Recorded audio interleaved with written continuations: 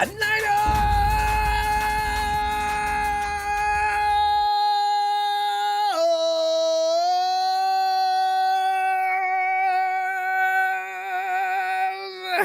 you know it's funny because I thought today was pad day.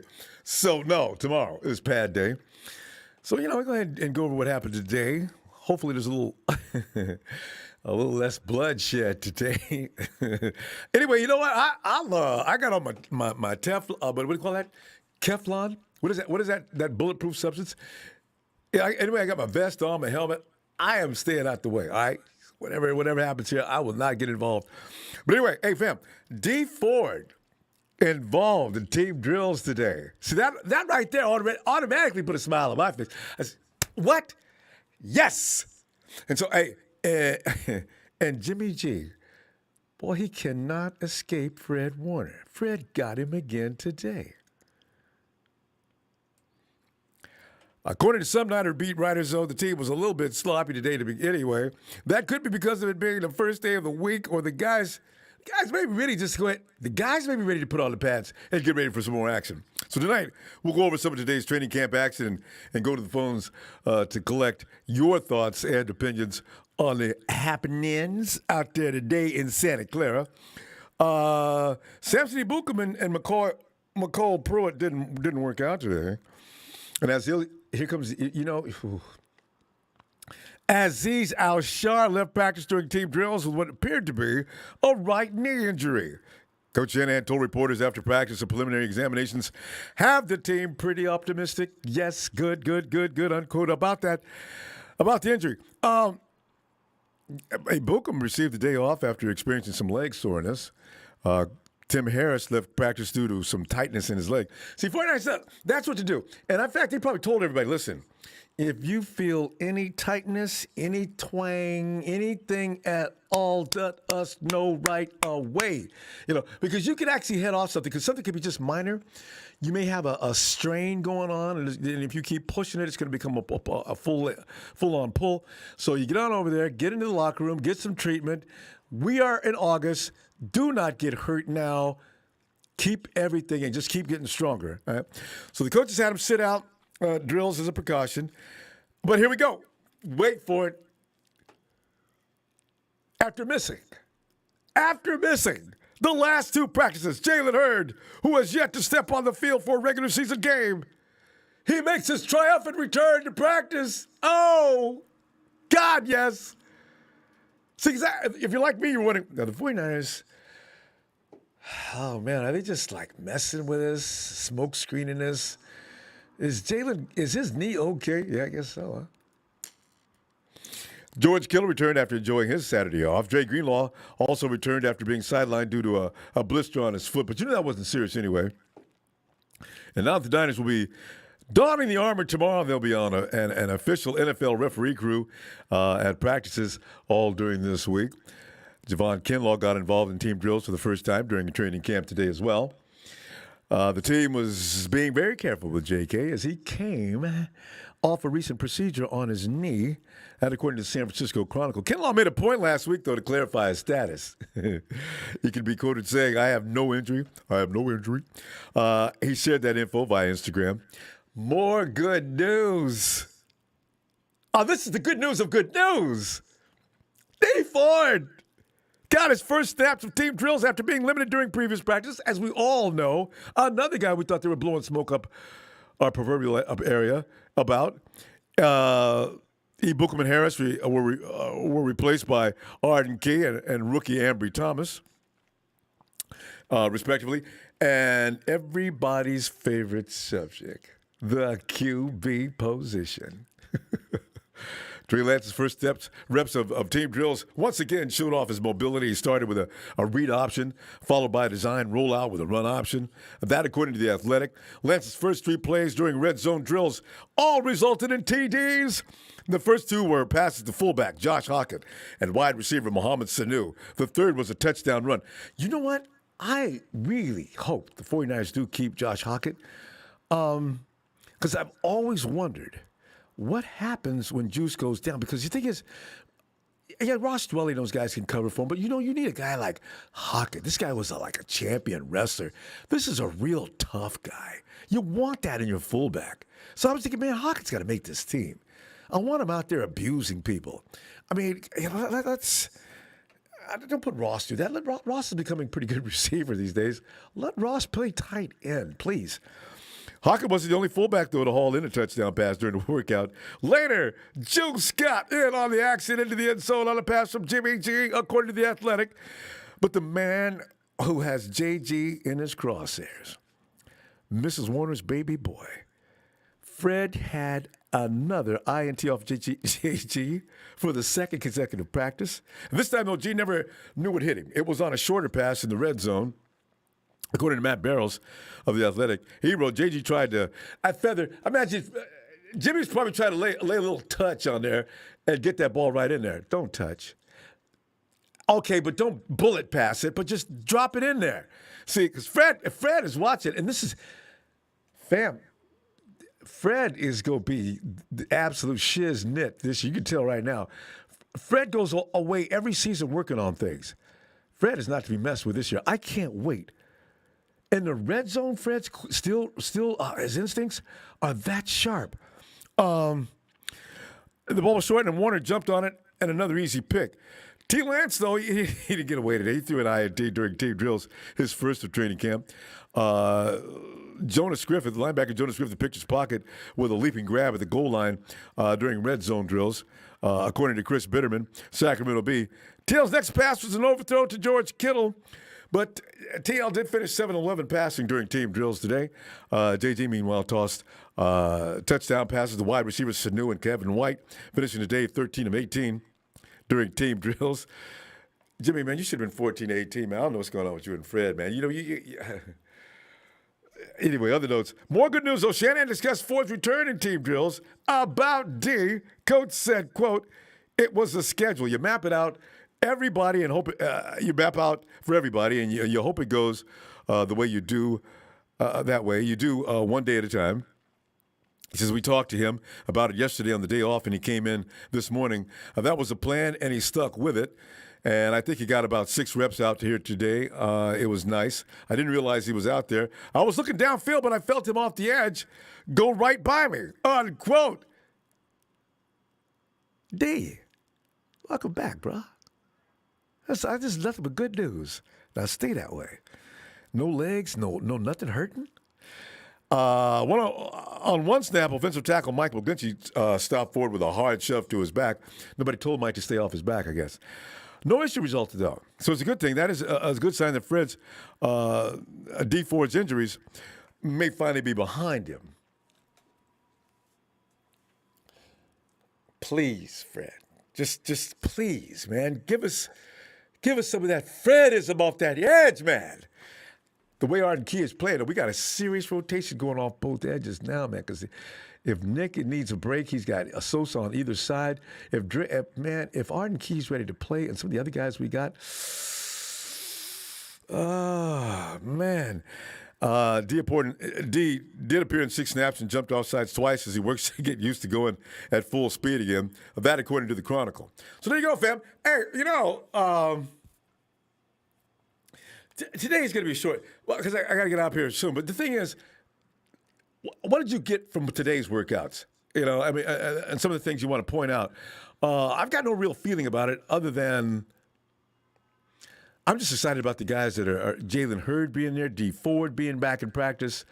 Other than that, kind of the usual. These guys are still running around with nothing but clothes on because I want to see if anybody's still going to go 60 and 70% as far as the quarterbacks go after they put the pads on and the real banging starts and somebody's in your face. So we'll see what's going on with that tomorrow. Who's this on the top? William Roberts. This defense is going to be nasty, especially the front 7. I'm worried about the secondary a little, like we all are. Ray Jr., what's up, Ray? He says, hey, thanks for all you do, bringing us Niners football, but tonight, will other Jimmy, this Jimmy, that, and Trey Lance is starting week 1, blah, blah, blah. It's okay. People need to get this off their chest. This is why we provide this platform. I'm hoping to get conversations off the chest. Now, we don't need to go and get hostile every time, but you can talk about these things. It's not a big deal. So we'll be okay. But Brady, I feel you on that. 49ers Ultimate Report. Are you doing after yesterday's show? That was a great show. It's funny. Jimmy guys and Trey guys asking. Okay. We're going to get over this. You know what? The season's going to start soon, and all these things that we're ununited about, we'll reunite about soon. Matty S. Is that Matty? Yo, shout out from beautiful Bend, Oregon. Go Niners. Matty. Oh, man. Anyway, fam, let me jump on over here to the phone and check out. Looks like 49ers Ultimate Report's already on the phone. Johnny! Ronbo! John, man, just sitting back here, man. What's going on with you as far as practice goes, man? We got a lot of good news today with the injury guys. We're moving closer to padded practice so we can get a real idea of who's who out there, and the secondary that everybody's worried about as well. What are you thinking? The very first practice, I followed all the the stuff, but after a while, it's training camp. Basically, football players, they don't play, in shirts and shorts in a real game. They have their uniforms, the uniform pants, the cleats, the pads on, and I will say this. I tuned into the show yesterday. I watched it. It got a little bit crazy. 49er fans are so passionate about their team. I'm passionate about this team. I love this team. I respect you, Ronbo. You do a really good show. You let everyone talk. And, of course, there's some people, they get ahead of themselves. They look 5 years down the road, what Trey can be, 5 years down the road. But, we have to look at right now at this moment. Trey Lance has been playing really well with, in these 5, practices. I'll give him that. 100%. That's I said this just to joke around. There's a reason why I wanted that guy so bad on the 49ers, and it's showing on the field. Let's see what happens when you have the pads on, when that simulated rush is going to happen.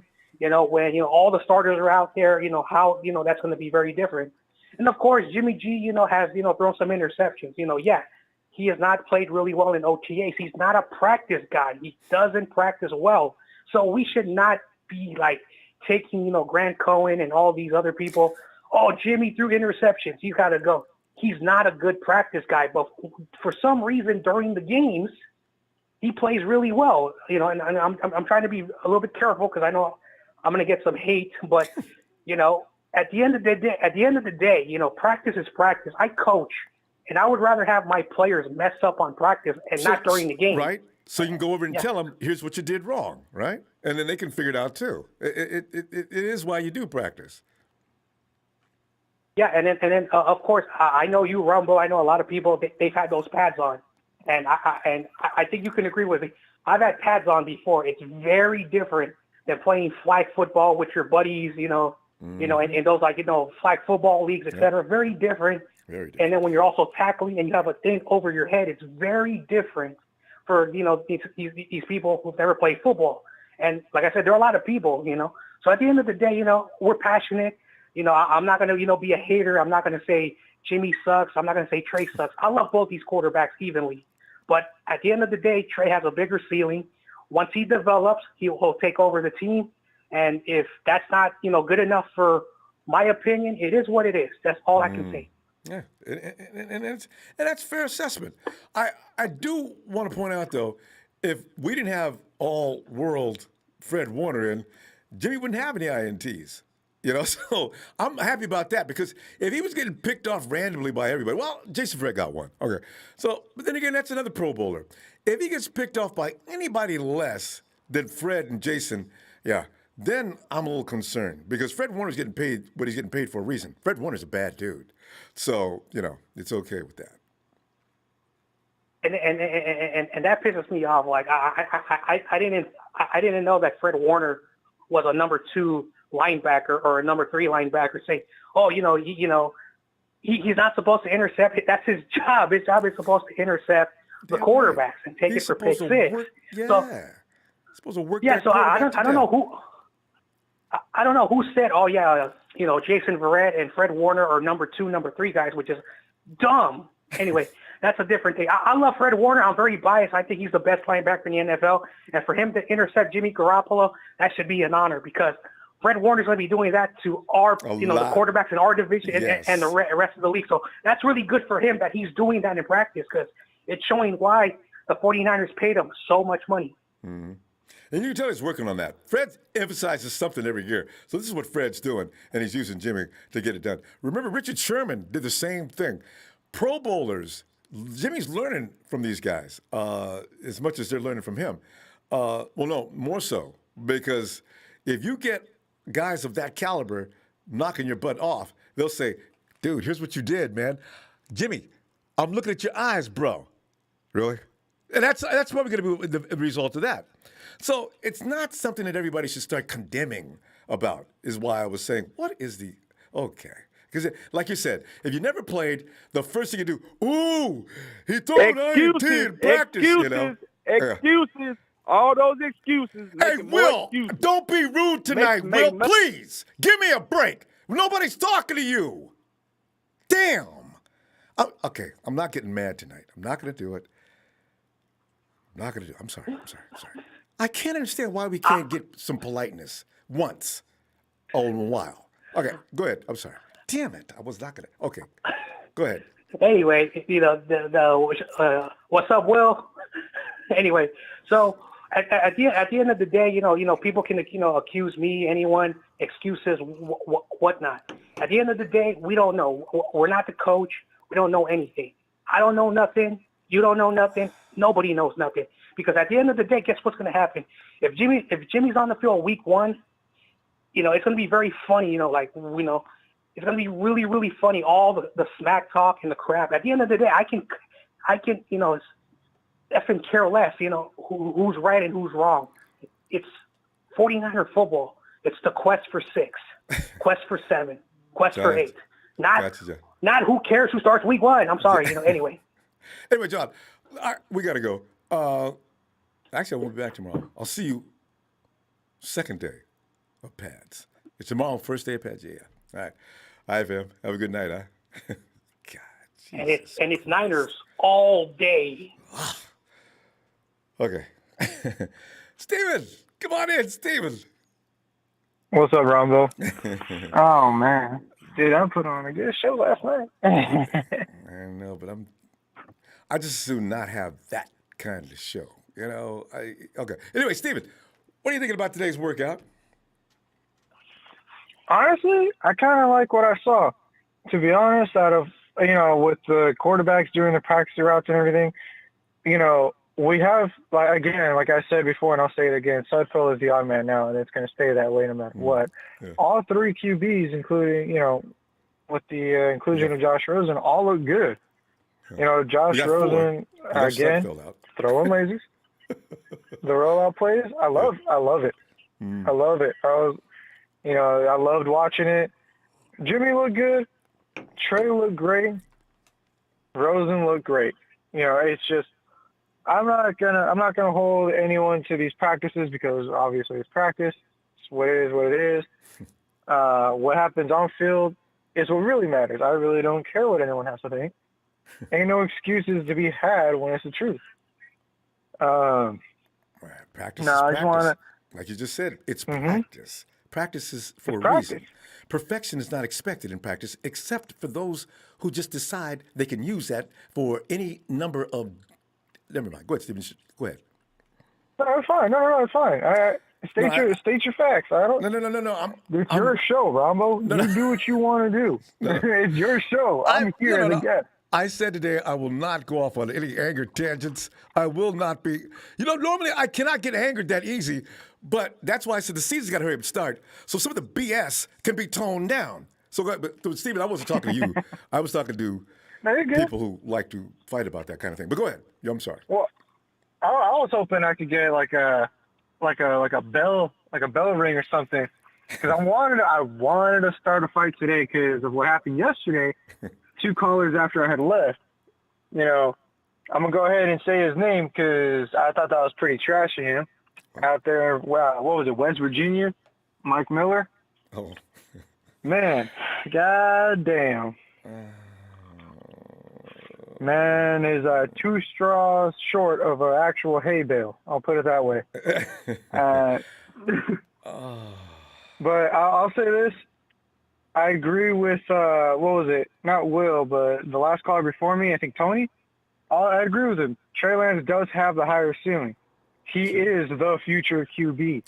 God forbid if Jimmy gets hurt, Trey Lance starts.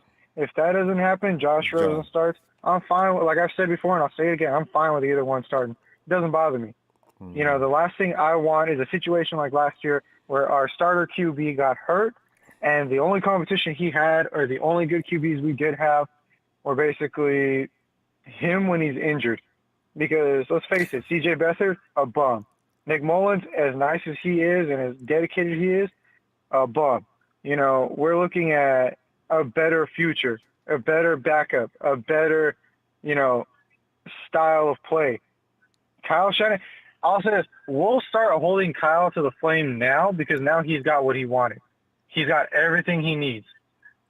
You know, he's got a good offensive line. He's got a great coordinator, both defense and offensive.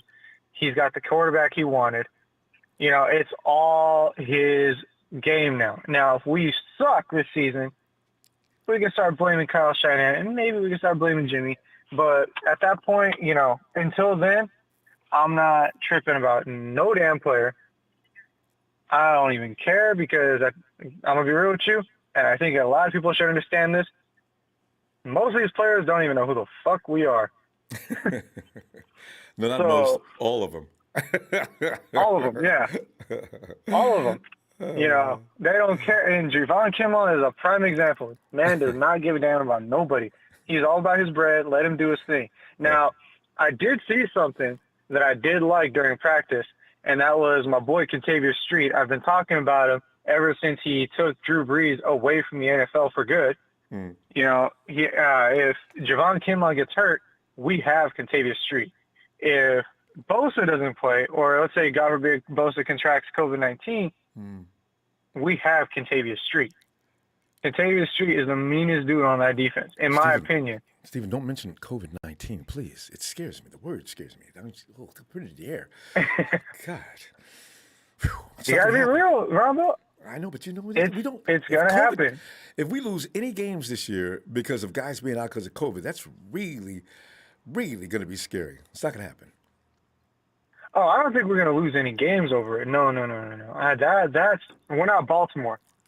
You know, we don't let our entire team just get infected and postpone the game after game after week after week. You know, and also we're not going to get the same treatment as Baltimore, so we got to be careful not to let that happen. I still don't believe that Baltimore's given that many chances to play that game, and we got not a single chance. No, Niners, you'll play tonight.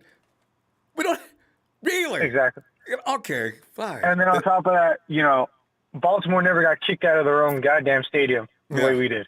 We were like stepchildren last year, refugees. I know. It's just, 2020 has to be forgotten as soon as possible. That is just, Anyway, it's over. I couldn't agree more. Yeah, Steven, that was the one time.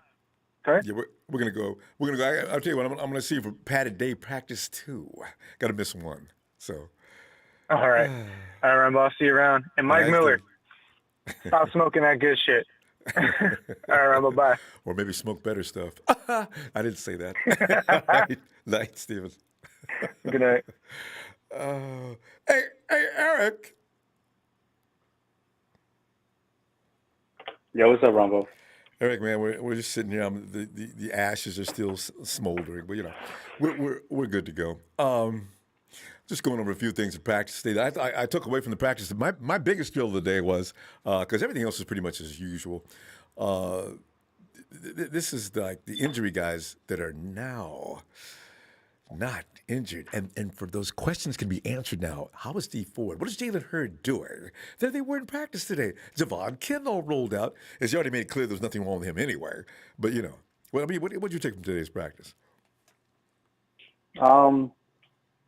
I mean, you're right. It did look like. I mean, I was watching it live on Instagram. It's from the San Francisco 49ers, and he was at practice today, and he was showing everything, and Dee Ford looked good. He was showing. I saw a lot of secondary blitzes. What he was showing, you could see Verrett was blitzing a couple plays. You could see Williams was blitzing. Dre Greenlaw was also blitzing. So we're gonna see some things we saw in 2019, and I know. I think today's practice went really good. Tell you, I just can't. You know what's really? Are you? I maybe too early to get excited. Arden Key, I had him in my mock draft that year he came in, and the Raiders picked him up in the third round, and I was wondering why the 49ers couldn't get him before the third round, right? Now, all of a sudden, he's on our team. He's pretty much unused. The Raiders didn't get anything out of him. I don't know what was going on over there, but already he seems to fit right in with what we do, because that freedom defense that we run is something a lot of players can just really eat up. I mean, it boosted Eric Armstead's career in 2019. You can see he just ate it by it. Maybe Arden Key is going to be of that same nature. Yeah, Arden Key, when I was watching it live, he looks huge. Compared to the other guys, he looks huge. He's a big dude, though. Yeah, and I was watching Javon Kinlaw too, and right when he stood next to Jimmy, right when he stood next to Jimmy Ward, I was like, damn. It's like really? Jimmy looked like his son, huh? His toddler. Yeah, I was like, really? Javon's huge. You're right, and there's a lot of depth on this team now. The one that really hurts me is Ronald Blair, but I wish we could have brought him back. But yeah, you know what? Do you wonder though if Ronnie Blair would have passed the physical, because they did run him through a physical? I wonder, they probably gave Ronnie a chance, because if he's not 100% Ronnie Blair, there's no need in putting him into a competition with our guys and then excusing him late so he can't find another place to go. And so, of course, the Jets picked him up right away because Robert Sala's over there, and you know how he loves Ronnie B. So I think it was a good thing. Yeah. Yeah, it just bums me out because what he contributed, he was a really good test piece. He was awesome. That's something I still feel the defense needs. I feel like it needs depth on corner, safety. I mean, no, we brought in a couple safeties, but wide receiver, I still feel that needs a little bit. I still feel like there needs to be one more guy, or not like necessarily a wide receiver. It can be at least give me an elite weapon. Give me something like Mostert's weapon is speed. That's something. If he gets the ball in his hands, you're scared. And obviously the same thing with Kittle and Debo and Ayuk. But I feel like there needs to be one more guy where. Like even like a route runner. Like I remember Trent Taylor was a pretty good route runner, and that was something out of the slot. A lot of slot corners were really scared of him. I feel like there needs to be another guy. Yeah, the quickest guy. It's not bad. He was quick. Yeah, I feel like there needs to be another guy out there that like is shifty like that. That brings another element to the offense that doesn't have yet. And obviously, I think speed is. Besides Mostert, obviously in the wide receiver spot, but I feel like speed we do really need. A deep threat. You got Mitchell. I don't know how they're going to. Mitchell's going to be coming out of the backfield. I don't know if they're going to try to. I don't know how his route running is. I know he's quick. I know he's good out of the backfield. I don't know what they mean exactly when they say he's good out of the backfield. But you're talking about a guy that can actually give Mostert a run for his money if they had a foot race. So maybe we'll see that kind of quickness. Out of him. Maybe that's why they went and got him in the first place. I'm not sure how they plan on putting him in this. Yeah, and Grant Cohen says he looks like Matt Breida, which that's not a bad assessment of him. No, that's pretty good. Yeah, Breida was quick. Breida was quick and fast. It's to get a guy that's quick and fast. Oh, that's a huge plus, because that means as bad as he's juking people in the interior, once he gets out there and can hit fourth gear, he's out of here. And nobody's going to catch him. Exactly. So I love that guy. Yeah. That's Mostert. Yeah. So I didn't hear what happened with the QB today. What happened? Well, they had pretty much kind of a similar day to yesterday, and this time Fred only jumped Jimmy once. Jimmy tried to float one into the end zone. And Fred was standing there watching right on it. I got a feeling, as bad as people want to get on Jimmy about that, I got a feeling Fred's amped up his game. Now, if we see this throughout the season on everybody, then we'll know Fred is just polishing up. He's getting better and better. And also Kinlaw got picked up by Jonas Griffith. Same thing, a red zone situation. So Yeah. That's pretty much it. Yeah, He went 7 for 11. Jimmy went 13 for 18. Okay, it's not bad. It's just, obviously they're working out. They're still working things out. I feel like with Jimmy though, with the picks and stuff, a lot of people say, well, he shouldn't be throwing picks because he's played against his defense for what 4 years now. Well, like the same could be said for the defense. The defense knows what Jimmy G looks like. It's obviously he knows what they look like, and they know who he looks like. And Fred Warner is a better player than Jimmy Garoppolo as far as if they were win against each other, obviously. Yeah, it's obviously, and I feel like obviously Fred, we already know who he is. He's the number 1 linebacker in the league. That's already been proven. And Jimmy's one of those guys that's just he hasn't been able to prove it. Obviously, I do feel like Jimmy it is starting to concern me. But although again, it is just practice. They don't even have pads yet. They're not even getting a pass rush. So obviously he's just essentially just throwing the football out there. So I don't feel like it's a big deal. Yeah. But I do think Trey Lance looks really good out there, though. If he was like 10 or 11 for 18, I might be a little scared. But if it's Fred Warner messing with him, he went 13 for 18, there's probably a drop or something too. It's kind of hard for me to get worried about that. We'll see what they look like, though, for the rest of the week and see if Jimmy can figure Fred out. Because he's got to. Because even a lesser linebacker could be a problem. Fred is probably going to be the number 1 problem. Unfortunately, Fred's on his team. But there's other linebackers out there. There's a couple. So he's got to get past that issue. So we'll see what he does. Yeah, and we got football on Thursday, right? Yeah. We got football tomorrow. And then Wednesday. No, but I mean like real football, like in a game.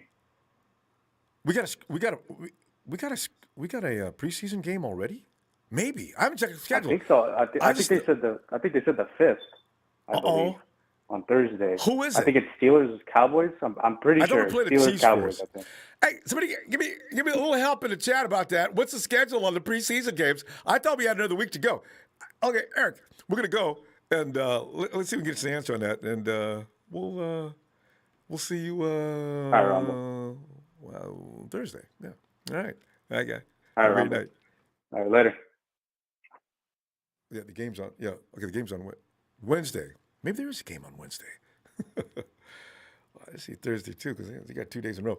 Chill, Phil. Oh, Hall of Fame. Hey, Ronbo. Game. Hey, guy. How you doing tonight? Phil, were you out to work out today? I'm doing fine. Okay. Huh? And were you out at that workout today? No, I was not. Okay. I watched it. I watched a little bit of it on the YouTube, but here's one thing. Okay, Trey threw an interception also, but nobody's talking about it. I know. And who'd he throw it to?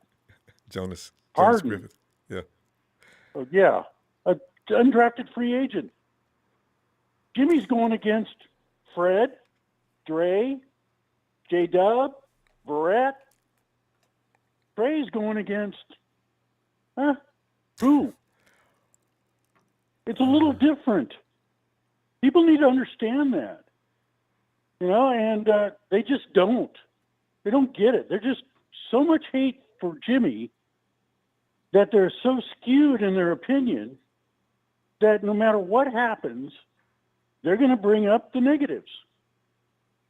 And it's just mind-boggling. Even, Grant Cohn, you can tell he's so biased. He goes, well, Trey got an interception in the red zone by this guy who's really improving, and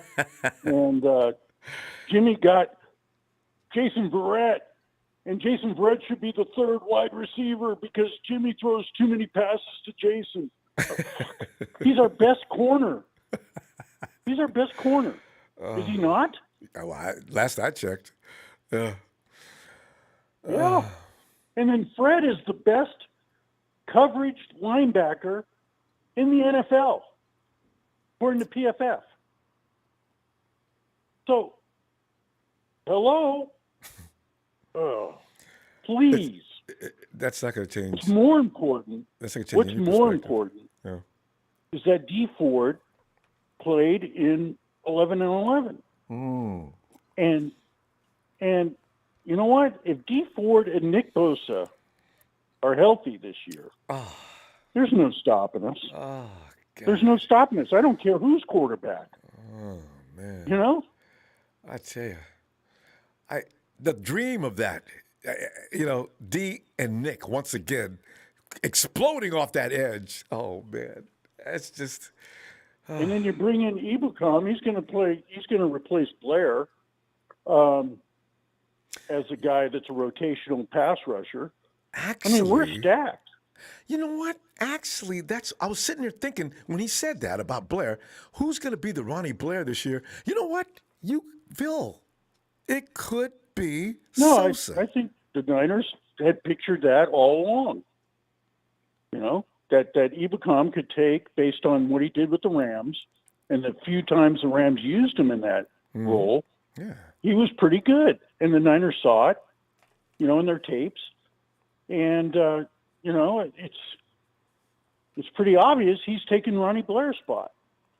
And he may make us get over how we used to love how Rodney used to, because Blair used to come in and you always knew when Ronnie was in the game. He was one of those guys that always had an impact. But now this guy's actually got the tools to do justice, maybe more speed. We'll see. Yeah, more speed than Ronnie. Ronnie's probably a little bit better off on the run, but I'm telling you, the Niners see that, and that's why they signed him. Yeah. Jalen Hurd was back in practice. They're still treating him with kid gloves along with Bosa. Good. Yeah. We'll see what happens when we start playing the preseason. We'll see Trey against, defenses, NFL defenses that change things up.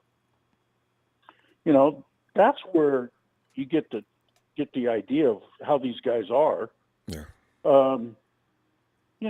In practice without pads. Now tomorrow's pads the first time, but they still don't hit the quarterback. So we won't see nothing until preseason. Yeah. And a lot of the guys that are playing quarter, like Jimmy and Trey, they're going to force the ball sometimes because they got nothing to lose. And it's practice. Exactly. They're trying to see, make that mistake now. See if this works. See if this works. See if this works. The extreme reaction is it's just like a really baseball pitcher in preseason who's working on his stuff. It's just. Or feel like you're in practice, you're basketball practice, and maybe you're not the designated three-point shooter, but you decide during practice, go out past the three-point line. I'm going to fire up. And give it a shot, right? Yeah, I know that's why. I'm going to give it a shot. Yeah. Yeah. Especially since I was riding the bench, I'm going to take that three-pointer in a heartbeat. Absolutely. But anyway, Ronbo, that's the key, I think, is Ford is playing. He was offside a couple times, but that's Dee Ford. I mean, when he's trying to get a jump on that tackle, that's what he brings. And he brings also tackles jumping offside, too. Exactly. But, he didn't get caught in 2019. Of the few games we saw him, because you're right, Dee Ford is counting. He's trying to get the jump on that, which your good guys can do that. But D got caught only in a critical game when they were playing against the Patriots that year. But otherwise, that's what he does. But the Patriots, they brought Gronk over on that side just to combat Dee Ford. They didn't, he is a force that changes offensive coordinators. The other guy I'm really impressed with is McGlinchey. He's going to prove all those naysayers wrong. I can guarantee you. He's coming in with a different mindset. He's got 30 pounds more on his body. He's a man on a mission. Exactly. And you know what? With him solid on the other side, you got Trent Williams and Kyle Mack in the middle. Oh man. It's going to be special. Phil, good stuff. Exactly. We're going to see you on pad practice number 2. I can't wait. I think it's a Hall of Fame game that I was thinking about coming up middle of the week. Eric, Hall of Fame game is what people are saying. Playing. Our first game is against KC, I believe, on the 14th. Okay, so we got another week to go, so I was right on that. All right. Yeah. All right, Phil. Yeah. Always a All right, pleasure, man. fam. I'll see you shortly. Okay, Ronbo. All right. Night. Take care. You Bye. too. And what is this? It's Santana. Dun, dun, dun, dun, dun, dun, dun, dun, dun, dun, dun, dun, dun, What's up, Ronbo? How you doing, man? Savor. Hey, Santana, man. What have you been doing, man? Because How you been, Ronbo? awesome, little glitch here and there, but nothing unusual. How about you? Man, just work, man, and stuff, man. But yeah, man, I had to take a little break from football, man. I needed to decompress everything from that from the draft, man. That The had draft. me. Yeah, and then not only that, but man, all the everything revolving the Niners, man. Grant Cohn got me to the point where I was like, I didn't want to listen to any more football and stuff. So, but I'm back now. Good. I'm ready. Football season's back. Delighted. I'm ready to go. I haven't really been listening to what's going on to training camp. I just started today, but from what I've heard, man, it's Trey Lance looks good and he's I mean, they're trying to say that they're competing for the starting job, but Kyle Shanahan says that it's Jimmy G's job, right? Yeah, well, he's saying that right now. Also, when he says that was the plan in the first place. Everybody else assumed, because, everybody says, we picked him at number 3 to sit on the bench. People understand. The 49ers did not want to go up that high in the draft. They tried to get people lower in the draft. But then again, they may not have gotten Trey Lance had they not traded up to number 3. Yeah. And that was their guy. So I'm not sure in that conversation exactly what they mean. But that was the plan. Or, you know what, Santana? If it wasn't Trey, and do you know how late they picked up the guy over in Chicago? Justin Fields? Yeah, Justin Fields may have been on the table, too. Because they already knew Trey, that Zach and also the first-round pick, the number 1 pick, they weren't going to be available. But look at Justin. I think the Broncos and the Panthers were sniffing Trey Lance, and I don't think the Niners wanted to take a chance. And you saw that once the Niners made that move to 3, I think the Broncos and them knew who the Niners were going to take. Yeah. And so that lets you know, man, because they traded back. So. You're right. But they did trade back. Because, the 49ers had to give up 2 first-round picks. And ideally, I'll bet you they wish they could have just gave up 1 pick. And that could have been had maybe with the 5th or 6th, but they couldn't trade up. Nobody. Everybody they called, no, man, no, 49ers, we don't want to trade. Another thing, too, Ronbo, I've heard something about, trading Jimmy and that they need to trade him and stuff like that. I mean, I think the Niners are fully in, man. They're all in. I think they're willing to pay that whatever they're paying for Jimmy G, whether he's a starter or a backup this year, And I think I believe they're all in. I don't think they're gonna trade him or anything like that. And if Trey beats him out, well, we know we have a quarterback that we can win with, So. Yeah, so, you don't have to worry about CJ or Nick coming in anymore. No, I agree with that. Yeah, and that was part of the thinking, too, when they even thought about going to the first round for a quarterback. Get what we need for the future and get what we need right now that's solid. We're done with CJ. We're done with Nick. So we're going to kill 2 birds with 1 stone. So they weren't going to extend Jimmy. Yeah. So you go ahead and get your quarterback now, and then you get somebody that's actually competent enough to go in and keep the pressure on, or even better. I don't know. We're going to see. It's a little early. I want to see what Trey looks like before I start going to everybody else. Trey. I said, I need to see a little bit. Well, okay? From what I heard today, they had both Jimmy G and Trey Lance didn't have a great practice, but I guess when Trey Lance uses his legs, you see something else, supposedly, from what I've heard, from the media reporters and stuff like that, which, when Kyle Shanahan described this perfect quarterback would be, he said someone that was big in size, strong arm, and can read downfield and use his legs. And, that was Trey Lance for him. So that's why I liked we'll see. But Josh, what's his name? The quarterback, Josh Allen in Buffalo. Kyle really likes Josh. Oh Allen. yeah. They're kind of similar in style and that stature. Strong arm, big eyes, can run. So we'll see. But yeah, Ronbo, I'm excited, man. I'm glad to talk to you, man. I'm good. I'm happy you're good, man. Yeah. So I'll definitely stay more in touch now. All right. And now the season's about to start, man. That's right. It's already But underway. who do you want to start, Ronbo? Do you want Trey Lance or Jimmy G, man? No, I know you're a Jimmy G guy, but and not just because it's Jimmy G, but I need experience in there. I don't want any surprises. Trey's got to go through some things in order to be able to comprehend the NFL. If you ever played football before, you know that when you went from junior high to high school, that's a whole other story. High school to JC or university, a whole other story. And now when you come in, the guys are already there laughing at you because rookie, get your ass up, man. Come here, man. Let me show you what you did, man. And then laughing at you and things like that, right? So, you got to go through that. And this team is Super Bowl ready now. And I need the guy that went last time to be at the helm. And then when Trey gets ready, okay. That's all my thinking is. Yeah.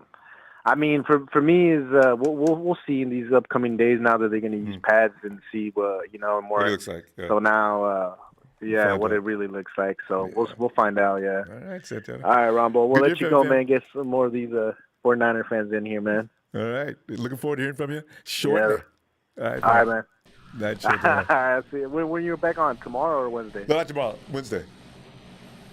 Wednesday? All right, I'll see you Wednesday. Wednesday. Be back. Looking for you. Man. All right, man. All right. Night, Santana. Man. Have a good one. Hey. And there he is. From the blue waters of Hawaii. Tony glistens on top of that water. He is T-O-N-A-Y. Did I put an N in there? I forgot about Tony. That's bad. Girls put the E in there when they split because that's one of those names that goes. Tony, it's so good to see you again. It's good to see you too, Ronbo. How you been? Awesome. I'm just ready for season to start. Things are getting a little crazy because everybody's emotions are out of control because we're getting ready to start football again. But otherwise, Tony, I tell you, man, in fact, you did the right thing by not waiting until today to get in here. Things have been a little testy for the last few days, and now we're going to get civilized as we go toward the season. Put the pads on. Yeah. What do you think? Just try to put those good vibes out there. Just treat everyone like they are, gentlemen and gentle ladies out there, and imbibe the aloha spirit. You know what I mean? Because we don't need that negativity, especially right now. Yes, that's what I'm talking about. No, I remember that. Yeah, oh yeah. No, it's a real thing. It's one of the reasons why people from Hawaii tend to be so nice, is because we call it living aloha out here. And it's a very special thing. It's islander mentality, and it is a good thing. But Ronbo, I am so excited because of training camp and how well it's gone so far. No major injuries so far to speak of, which is as we talked about a few days ago, a reversion to the mean in terms of what we've had injury-wise, hearing all the reports of how deep the defensive line sounds, and not just on the edges with Bosa's return and with Ebukam, but also with the guys up the middle. I've been reading and hearing and seeing reports of just how deep the interior defensive line is. And did you see Javon Kinlaw at the podium today? No, I've not watched that yet. What did he do now? Because Kinlaw. Well, it's not so much what he did because it's still preseason, but I mean he was out there with his Under Armour pads kind of still on, looking like a Mad Max character, looking like a professional wrestler, to be honest with you, towering over that podium. And I just, I would not want to be a center that he would line up across from, because I tell you, if he takes up double teams every single defensive snap, that's going to make it very, very difficult to block Nick Bosa and Eric Armstead or Sosa or whoever they have in whatever defensive line alignment they have cooked up for us. And you know how Kasurik coaches up that wide 9 defensive line. Yep. I know we are thin at cornerback, especially with Emmanuel Mosley not getting vaccinated and et cetera, et cetera. But I must say this: it's not going to. I mean, so long as Jason Verrett is healthy and with this defensive line depth, I think whoever is playing cornerback out there is going to have a very good season, just given the studs that this defensive line has and how deep they are. And so, yeah, I'm stoked. Yeah. One question. Is Mosley unvaccinated as well? Well, he's on that COVID-19 list. That's so, right. That's why you I'm know. asking that. He is. Yeah. Okay, so that means both our starters we don't know for sure. I don't want to put it out there. But what I do know is he's on the COVID-19 list along with Tart, and I guess Hokett came back is also unvaccinated, but he's still playing, which is good. There's one other player that we have, but we do have two defensive starters who are on that COVID-19 list between Mosley and Tart right now, which is like disconcerting. But let's not really get into that. You know my feelings about such things. I would like to have the team maximize its potential for being able to play, and it's just it's going to be bad. It's going to be good, and luckily they got on that COVID-19 list early in the training camp. So towards the end when they're actually playing preseason games, Tart and Mosley should be back, and then that starting defense is really going to be fierce, and just like in 2019, built around that defensive line. And actually, I think it is deeper than it was in 2019. I mean, we're going to miss DeForest Buckner, but I tell you, and with Dee Ford playing at 11-on-11s now, and people are really selling us short. And when people sell your stock short is a great time to buy it. And so right now, I think is a great time to get really excited about that defense, which I think could be very, very special, Ronbo. And you mentioned the rotational players from the interior. Tony, we can't keep all the. We're overly blessed, and we're not going to be able to keep some of the talents on the interior line. And I don't know how many edges we got. We're hearing a lot about Arden Key. There's been a couple other guys that are going to be doing a good job. Bokum's going to be the Mr. I'll play anywhere on the line kind of guy out on the edges in OLB. But, man, we got a lot of guys. Well, how many guys? Don't they keep like 10 or 11 defensive linemen usually? Maybe 12. Something like that, right? So, I mean, we don't need – Oh yeah, well, so Deion Jordan we don't need anymore, right? We have Ebukam, we have Dee Ford, we have Nick Bosa. That's going to be a pretty interesting, and Eric Armstead playing edge on early downs as well. That's going to be a pretty good rotation. Arden Key, Givens, whatchamacallit, Contavious Street. I think they're all going to make the team. Obviously, Kinlaw is going to make the team. We are very, very deep. I think if you look at it, Givens might end up being the bubble person on that offense or on that defensive line, but I think they're going to be able to get them all on there, like all the real studs. I mean, because again, unfortunately, we lost Ronnie Blair, and but Tony, you got Hurst and Kerr. I don't know if those guys are going to be a lock to make it, because somebody said actually Contavious Street has been estimated by some to be on the bubble as well because of Hurst and Kerr. And I says, oh, no, he looks good now. We can't lose him after all this time. So I don't know. Well, I know. It took him so long to get here. The other thing is with Kinlaw, with all of his knee issues, from what I'd read, it was Contavious Street was actually having a really good camp so far. And that being said, we still have DJ Jones. We're going to have DJ Jones. The best guy we got in the middle. It's an embarrassment of riches, Ronbo. The Niners defensive line is going to crush opposing offensive lines, especially that sorry Rams offensive line that I don't know how Steve Palazzolo at PFF rated the Rams offensive line ahead of the 49ers offensive line. They are crazy. Whoa. I cannot. Yeah. What's his name? PFF didn't read that. So Steve Palazzolo did an offensive line ranking and had both the Rams and the Niners O-lines in the top 10, but he had the Rams offensive line one notch ahead of the 49ers offensive line, and I was just like, excuse me? It makes me so excited for the first Niners-Rams game because the Niners D-line is going to crush that sorry Rams offensive line. And Stafford, he hurt his thumb today, apparently. We don't know how bad it is, but look, apparently Stafford knocked his thumb against the helmet of one of his own offensive linemen, which means that offensive line got pushed back into Stafford's face. Stafford stepped up and smashed his thumb following through on a pass. How good can that offensive line be if they're not in pads, getting pushed back, and getting Stafford hurt today? It is crazy. So I can't wait for that Rams game. It was probably when he was doing one of those no-look passes that Rudy keeps tweeting me with. Rudy, don't tweet me about that no-look pass again. God. Tony, we're gonna run out of time. We gotta go. I tell you what, I can't wait to see you again. So we'll be back. Yeah, I'll be back, Ronbo. All right, Phil. Aloha, sir. Aloha. Have a great night. There he goes. I love that aloha attitude. John, he says aloha to Tony. I miss that guy, and aloha all day.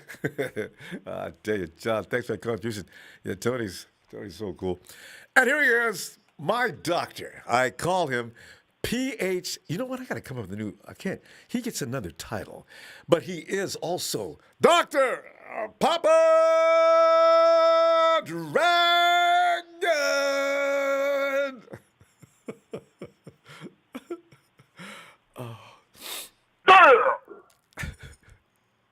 What's up, Ronbo? Pop, man. As I was saying. Yes. Oh, that's right. You bookmarked that spot? Saying, yes. Yes, I did bookmark that spot. What I am trying to say is I am not a Jimmy hater. I want Jimmy to decisively win the competition. This is why. Hear me out. Hear my logic. Hear my logic. Many times, okay, the incumbent is not as talented as the guy coming in. But if the guy does not start off on a good foot, it's bad for everybody. Now, embarrassment. We played the Lions in September. If Trey Lance starts that game and loses that game, does that cause more damage if Garoppolo starts, or does it cause more damage if Trey starts? Ooh. Bingo. Good question. That's what I'm trying to get at. The point I'm trying to say is this. A Niner fan wants Jimmy to do well. And if he does lose the job, don't be mad at me. Don't hate on your 49er brother or sister. Hate on Jimmy. He lost the job. Now, I got some dirt. I talked to one of my agent buddies who's friends with another agent buddy with the 49ers. Here's some dirt for you. You ready for some dirt? Did you say agent like A-G-E-N-T? Agent. Okay. Agent. Okay. As a negotiating agent. Okay. Kinlaw has a degenerative knee condition that's going to require regular surgical maintenance probably for the duration of his career. He is not injured. He's healthy, but the flare-ups and the swelling is something that will happen for him. Expect him to be a solid two-down player for his career. Probably won't get a second contract. Jalen Hurd is healthy, but is likely to begin the season on the PUP list because the ACL takes 12 months to heal. Has it been 12? It's a precautionary thing. No. Bosa is not fully healed yet. He is not fully 100%. In fact, I was told that Dee Ford is healthier than Bosa at this point in time. Bosa is also having some flare-ups and pain and swelling in his knee. Again, an ACL is typically a 12-month process. So he's not going to round back into shape probably until September, October.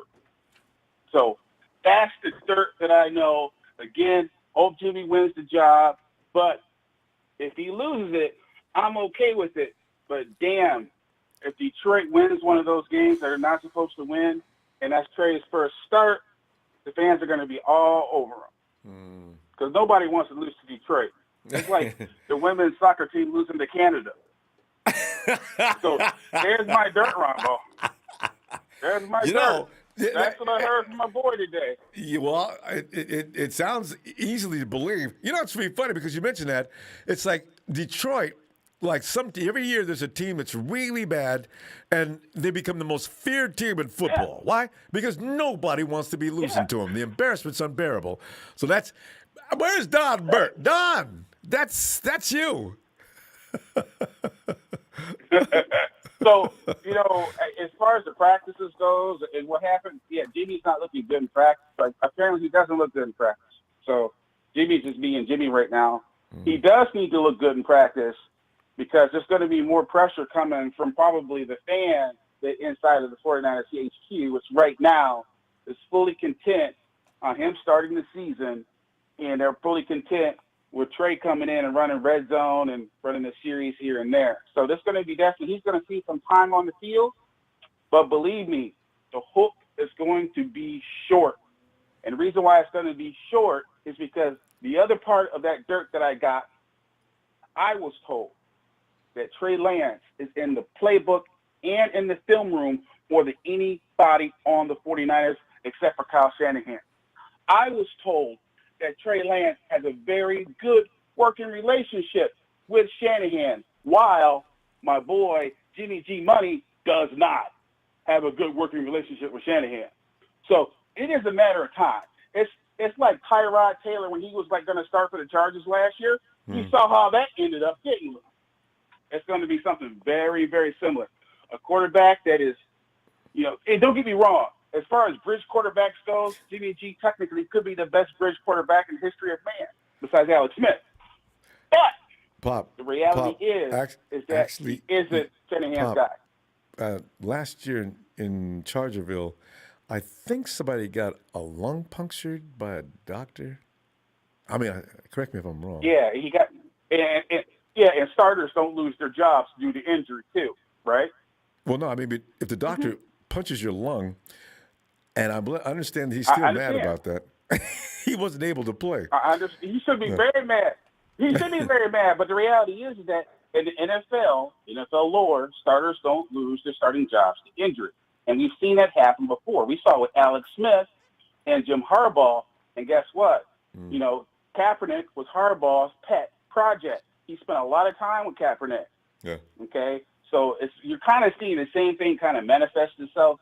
But again, like I said, I would rather – I hate – God, please don't strike me down here. But I would rather lose let me be your doctor the for a minute. Lions game with Garoppolo. Don't even worry about it. Yeah. Garoppolo will be in the top 10, and I had him down top 5. Jimmy Garoppolo will be in the top 10 QBs by week 6. No question. You a damn lie. You a damn lie. No. Will, Ronbo. wait your turn, Will. Ronbo. Ain't nobody talking to you. But yeah, top 10. Don't go. Hey, go. Don't go Richard Sherman on him now.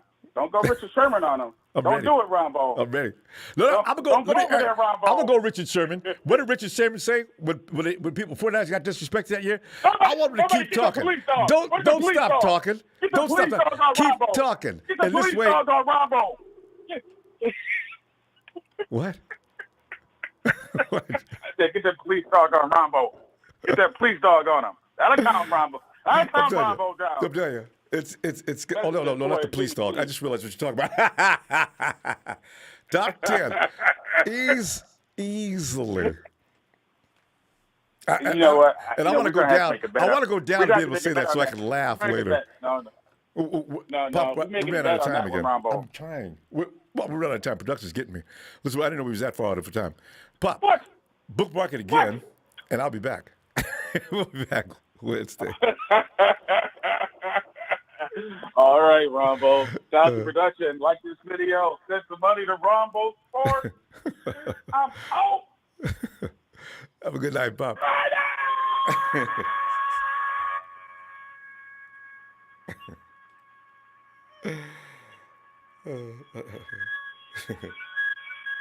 He's falling down a large embankment. This cliff is deep. No, that's Matt Jones falling down the draft. Later. Sick. Night, Pop. Oh, God. Let me see. There's a Victor Andrews up here. Victor Andrews, Mahomes threw 3 INTs in practice today. All 2 linebackers, according to Arrowhead Access, a.k.a. #1 Chiefs fan. So this whole narrative about Jimmy can stop. Now, Jimmy is special. There's a large contingent. They don't just hate him. It's deep, bitter hatred. So what we're getting is something that's going to continue, and that's fine. But that's why I'm going on record now. I'm telling you right now, Jimmy is top 10 within the first 6 to 8 weeks. No doubt about it. I'm marking that today. I say it too. You can bring this recording back.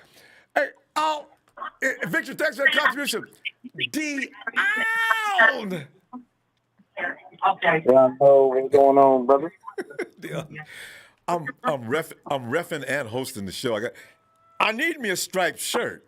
You know what I'm saying? Because being a Jimmy fan right now is not a popular thing. But there's no way I can switch ground, even if I wanted to. I've already committed too much to supporting my dude. So, the fights broke out yesterday, got a little crazy. So, but Dee, from where you sit, practice and D and everything else, quarterback situation, what's going on with you, man? Have you been observing things? What are you thinking? Oh yeah, man. I've just been taking a look at things, just kind of watching the articles, watching a couple of people, kind of keeping up with Grant Cohn here and there, because he can be a little crazy at times when it comes to his comments. I think You know what? the I two understand him and his interceptions. dad have a bet going on, a bottle of wine, from what I found out yesterday, as to who starts between JG and TL. I said, Grant, of course, took TL, Okay. and Lowell took his dad. Lowell took Jimmy. So it's pretty funny. Yeah. I honestly looked at everything that happened, and to be honest with you, at first I thought this might be a little bit of a possibility, but then I realized it wasn't, because the Colts may come calling for Jimmy.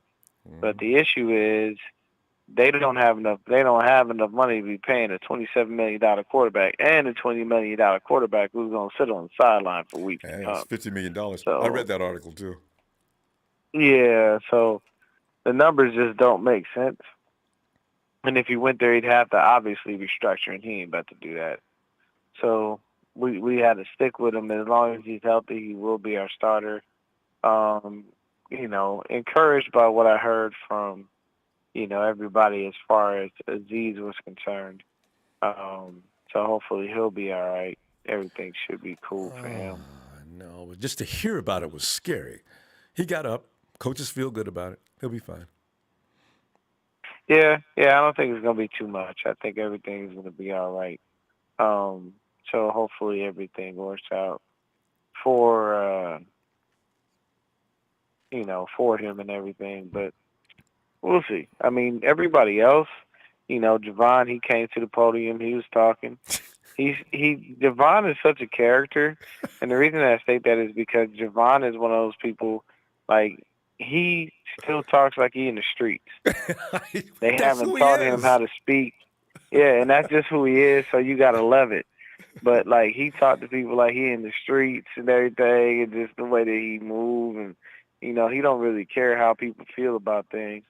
So I think it's going to be a good thing for us as far as the defensive line. There's some depth there, our DBs. The only issue is we haven't heard much of Thomas and Lenore. We've heard negative things about Thomas, but nothing good. So Ambry, he's got to do something. He's got to get up off it. He ain't played in a year, though. And it's just that I'm worried about him. Sometimes, yeah, but we'll see. I mean, we got the game next weekend, so everything should be cool. Yeah, that is next weekend because we're coming up on the middle of the first week. Yeah, 7 days later.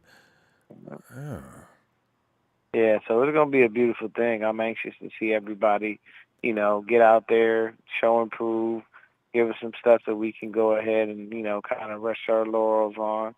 And keep going, because I would love for them to try to come up to, I'd love for everybody to come up and make sure that they ball out, and then, some rookie just randomly show us something. I want that rookie to, I want that, whatever rookie it is there, I want them to just stand out and say, you know what, I'm taking this. This is mine, and I'm not giving this back. Could be Ambry, could be Talanoa. I just like his name, Talanoa Hufanga. I just like just the way his name sounds. It just rings a perfect bell for me. But I would like to see somebody just randomly step up and we didn't expect, to just come and ball out and just say, you know what, y'all didn't know me, but you're about to know me now. So most of the stuff in training camp has been good things, though. It's probably going to be, and look for some running back one of the three. Trey Sermon actually got lit up the other day a couple of times, but then again, that was because the offensive line. See, this thing with pads, it really makes a difference. The offensive lineman can't do anything with the defense with no pads. I'm looking forward to seeing how the result of that coming up tomorrow. Yeah. I ain't gonna worry about too much until the pads get on, because then we'll see, where things really lie. To me, there was a little bit made that Aaron Banks was getting beat and stuff like that, and it's like, yeah, but there ain't no pads on. So if he's getting beat without it, it does speak volumes and say something. But at the end of the day, he should be able to continue to clean that up. And plus, Brunskill is the starter right now at right guard either way. Yeah, Banks So has, they're just- like every other rookie, he needs a minute to get used to the speed. He's playing against grown-ass men that have been playing in the NFL. It's a different ball game. He'll adjust. All that meat, that dude, boy. Mm-hmm. Oh, yeah, that's a whole lot of human being to trot around. Man, and he's pretty agile and nimble on his feet, kind of reminds me a little bit of Trent Williams, with his stuff. If you've seen Trent Williams, if you've seen his workout tapes, that is an agile man to be that massive of a human being. And it's flat out ridiculous. This dude is over 300 pounds, and he moved like he's like 115 or something. That's going to be the scariest thing in the world for a defensive lineman. Fam, we ran out of time again. D, if you get a chance, you know what? I see y'all, and I'm multitasking at all times. I see y'all in Twitter, and I want to jump in. Oh, man, I'm going to come back in a few minutes, and then nobody's there. I'm going to join you guys on that. I'm loving it. I'm reading all my notifications. Yes, sir. So, yeah. So, shout out to Collie. All right, man. And all the guys. All right. Yes, sir. All right, fam. Have a good evening, man. You too, D. My best to Jazz. All right. All right. Dion. Hey, and there he is. Lee. Yo, what's up, Ronbo? Lee, man, we're just sitting here and assessing for the last unpadded practice. And Lee, it's going to be really funny because a lot of the things we're talking about now, all the uncalled for fighting and silliness, see, it's going to iron itself out next week. I can tell right away that you're going to hear a lot of different things that you weren't hearing when you're out there in shorts and T-shirts, So we'll find out about that. But Lee, your assessment of today, and, even though now we're not allowing any misses by our quarterbacks, unless it's Trey. And also, the good news, though, is the injured players. The bad news is we heard some reports that are kind of scary. Degenerative condition. I think we probably, all of us knew about, in the back of our mind, knew that Javon Kinlaw was going to be in trouble.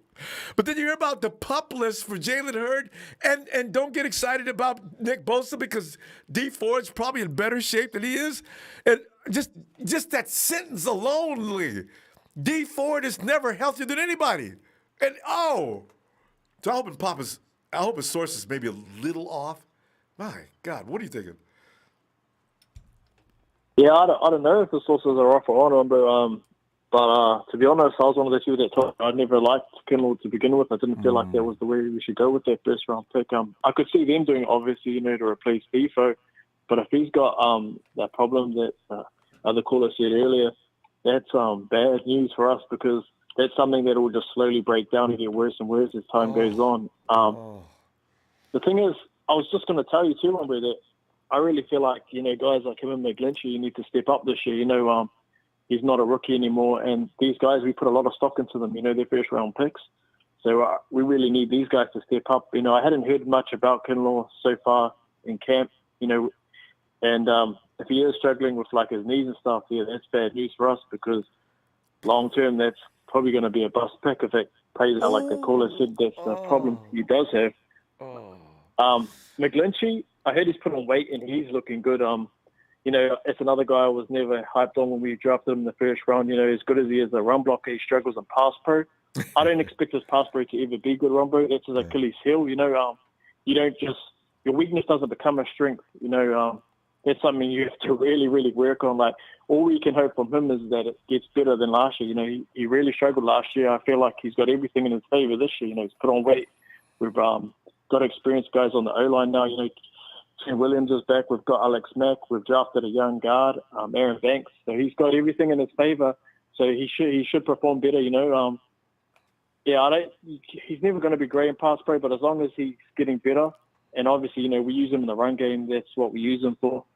So that's where he's strong. But I just want those first rounders to really step up. You know, Ronbo, you know, Debo's not a first rounder, he's a second rounder. He's looking good. That's great. You know, we've got so much talent on this team, but with everyone arguing about the who's going to start week one, I think it's just silly because we all know, you know, Trey Lance is going to start eventually. We just don't know if it's going to be week one, if it's going to be mid-season, or if it's going to be next year when he's going to be the starter. You know, even if he doesn't win the starting job there, Ronbo, now I expect him to be implemented in this offense, you know, in packages or late in the games in fourth quarters.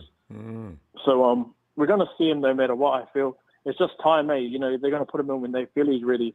And that's something that, honestly, I can't, or I don't think anyone can really tell you when he's going to start. You know, we haven't even seen him put on pads. You know, that starts tomorrow. We haven't even seen them play a game. You know, the preseason is where you'll really get to see what they've got, you know, what they're working with. A guy like Jimmy, he's never excelled in training. You know, he's always been inconsistent. There's days when Nick Mullins, you know, outshone him all the time, and yet he was the better quarterback than Nick Mullins. So I wouldn't take too much for what we've seen, you know. Like, yeah, just be realistic with it. And, like, it's way too early to decide who's going to start. But they'll start who they think's the most ready to win, and that's what they should do, you know. Mm-hmm. And you know, Kyle Shanahan, no matter what people think, he's still going to be Kyle Shanahan. And I know for a fact he doesn't want to start a rookie. And even though, and that's why he talks like he does now. He's not gonna just tell people, yeah, I'm not really crazy. I need to work with him for a while. So, but because he didn't want to start CJ when he started him either, but Hoyer forced that hand, right? So with Jimmy, who's already been through all this, and he's played at a high level, a lot of people won't acknowledge that, but he has, and they win, right? Yeah. So if I'm Kyle Shanahan, I know I can win with Jimmy. I don't need to rush my rookie out there. I need to work with him. I need to mold him. I need to get his mistakes out. I need to improve this, and this. I got time. He's thinking I got time. But everybody wants him on the field now. Exactly. Yeah. And that's the thing, Ron, but that's what I see too. Like, with him having Jimmy there, it's like he doesn't have to rush Lance. Like, Trey cares all the time he wants right now because he's got a veteran there that can win games. And with talent around him, even though Jimmy might not be as talented as the young kid, we know he can win. And at the end of the day, coming into week one, the goal should be to win games. You know, It should be to go back to the playoffs. Yeah. So that's why there's no need to rush him. But let's say Jimmy, you know, goes through camp, he's struggling. We go into the preseason, he's struggling, and this kid's killing it. Well, that's where, okay, maybe Kyle will go, oh, man, Jimmy, you know, he's not progressing, he's not looking good. Maybe then Trey's killing it, he'll get the job. But if Jimmy's looking good, and Trey's like looking good too, like he is now. I know it's only early days though, but like there's just no point to rush him. You know what I mean? There's no point throwing him into the Lions' den when he's not ready. You know, you've seen that destroy young quarterbacks. You know, throwing them in when they're not ready, their confidence drops. Say Ronbo. So yeah, I feel like we're in the perfect position. You got two quarterbacks that can win games, and you got one that's super talented and only young. Exactly, and these. People keep coming out and saying, well, Jimmy's not looking very good in practice. I've not read one report yet, other than the blemishes that he keeps getting with Fred Warner. I've not read one report yet where Jimmy Garoppolo is supposedly looking so bad. In fact, Kyle is saying he's looking better than ever. So I don't understand where the fans are getting their reports. I kind of know where they're getting their reports. And what the writers are saying, you know, it's bizarre. So, you know. Well, that's the funny thing. I remember Cohen saying day one that Jimmy was looking like 2017 Jimmy. But then after that, you know, he's been struggling. So, you know, that's the thing. It's training camp, no pads on. You know, we haven't even really got to see these guys yet. They haven't even really warmed up yet. So, like, watch tomorrow, guys. Watch when they get the pads on. You know, watch the preseason. That'll really tell you how good these guys and how ready they are. And that's when you get a real, you know, of knowing what's going on and who's the number one, who's number two. A little bit more than just reports, anyway. Larry, tell you what, let's be back Wednesday. Since you're going to hang out with us nowadays, I have to leave. It's like a seasonal guy. We see Lee during the draft areas and like that. But now we're getting Lee now. Lee, I'll see you Wednesday. No worries, Ronbo. Thank you. Thank you for the platform. Thank you. Have a good night.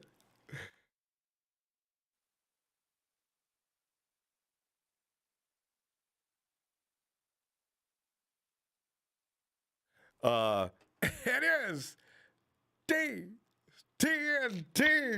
Niece and her sidekick Daisy. I wish I always get this picture in my mind, Denise, of you and Daisy, both of you walking down the street with a cape on and all these colors, including Daisy. I have a silly imagination. You have to keep that in mind. But Denise, how are you tonight? It's all good. I'm all right, Ronbo. Hanging in there. It's hotter than you know what out here right at the moment. So, Denise, is it going to cool off in the latter part of September, or does the temperature stay pretty much intense? no, we usually cool off in like I'd say September, late September, October. We usually cool off. There you go. So yeah, you know, so it's 102 right now, so I'm actually dying, but it's all good. Early evening. Denise, we're gonna go shortly. Give me some 49er football.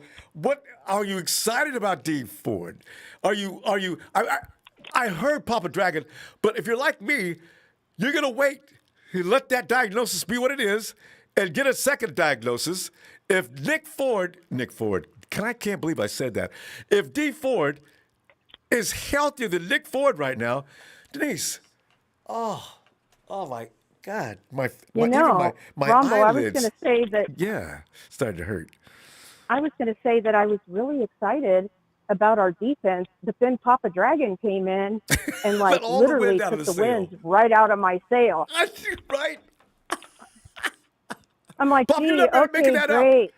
Oh, God. I'm like, I was all happy thinking our defense was going to kick some butts this year. But anyways, yeah, I heard that from Papa Dragon. I'm like, okay. But maybe we'll be okay because you know what? Sales Last year we deleted. didn't have Nick and we didn't have Dee and we had a top defense. They'll figure it out. Oh, God. Yeah, right. And I just have a little quick let me holla at you, and you don't even have to do the intro because I don't really give a rat's ass. So okay. My shout out goes to Chad Garrison and Ray Jr., who think I call them the chat warriors because they don't call into the show, but they criticize 99.5% of the people who do call in. So, yay to the chat warriors. Chad Garrison supposedly goes to the games. He lives there. He goes to the practices. He does all this, and he's so knowledgeable, but he doesn't call in to bless us with his knowledge. And I have news for both of them because they always criticize me and say, oh, well, you think you know everything. I don't think I know everything. And yes, am I a fan? I absolutely am a fan. And I call into Ronbo Sports just to give my thoughts and my opinions.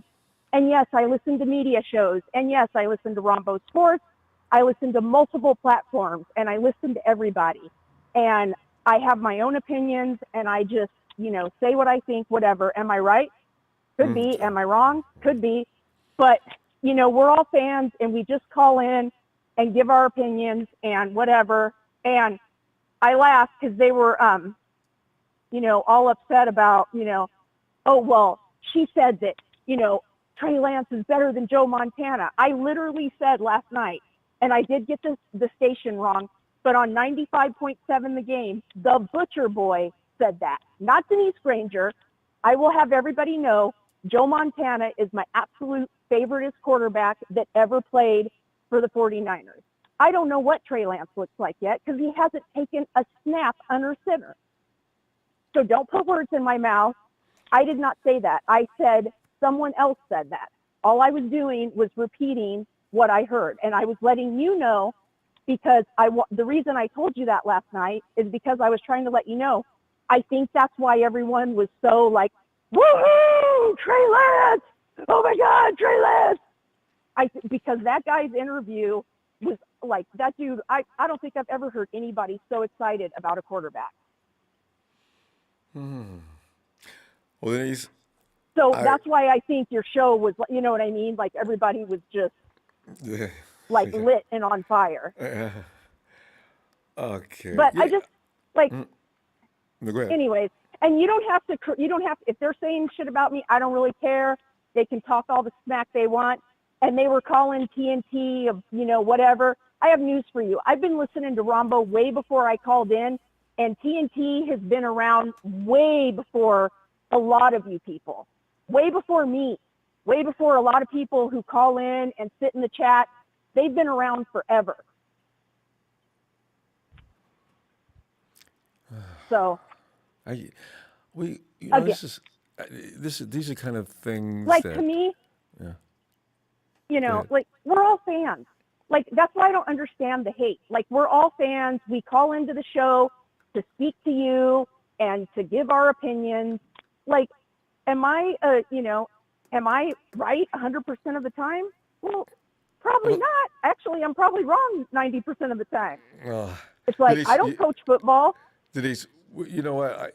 I understand your pain. I'm gonna let's go ahead and wrap this. Because I'm gonna run out of time.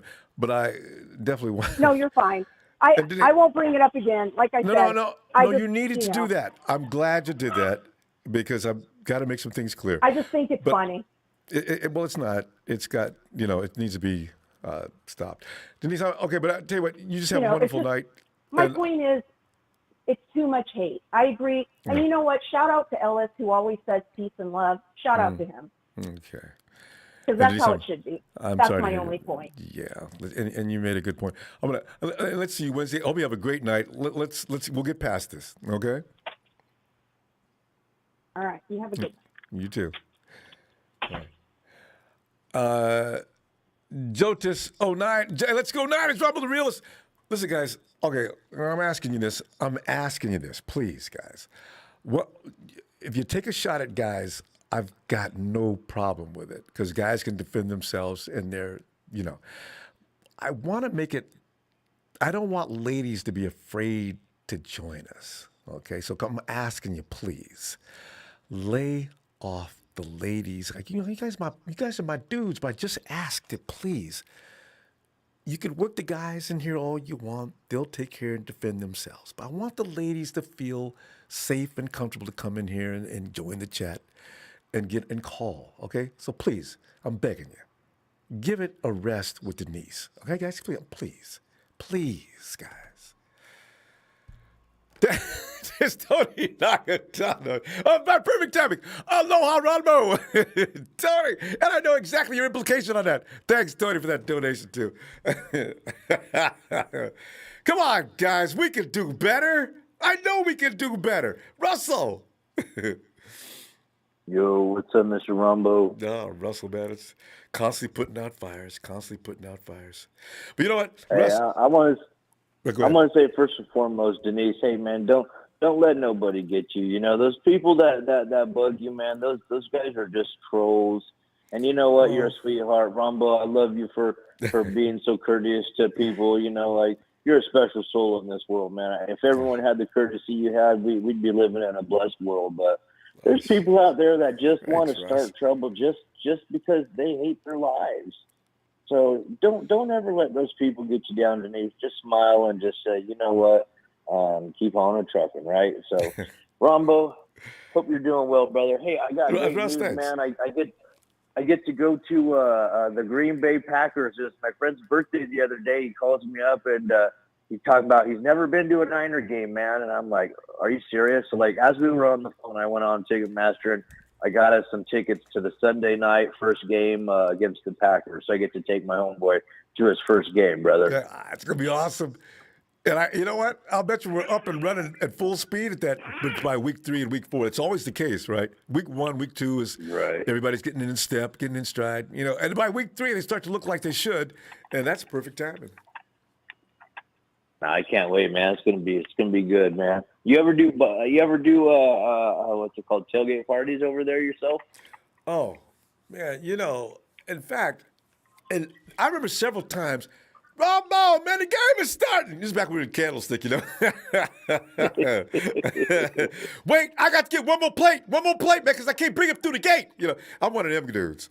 Because I enjoy them tailgates. The tailgates get stupid.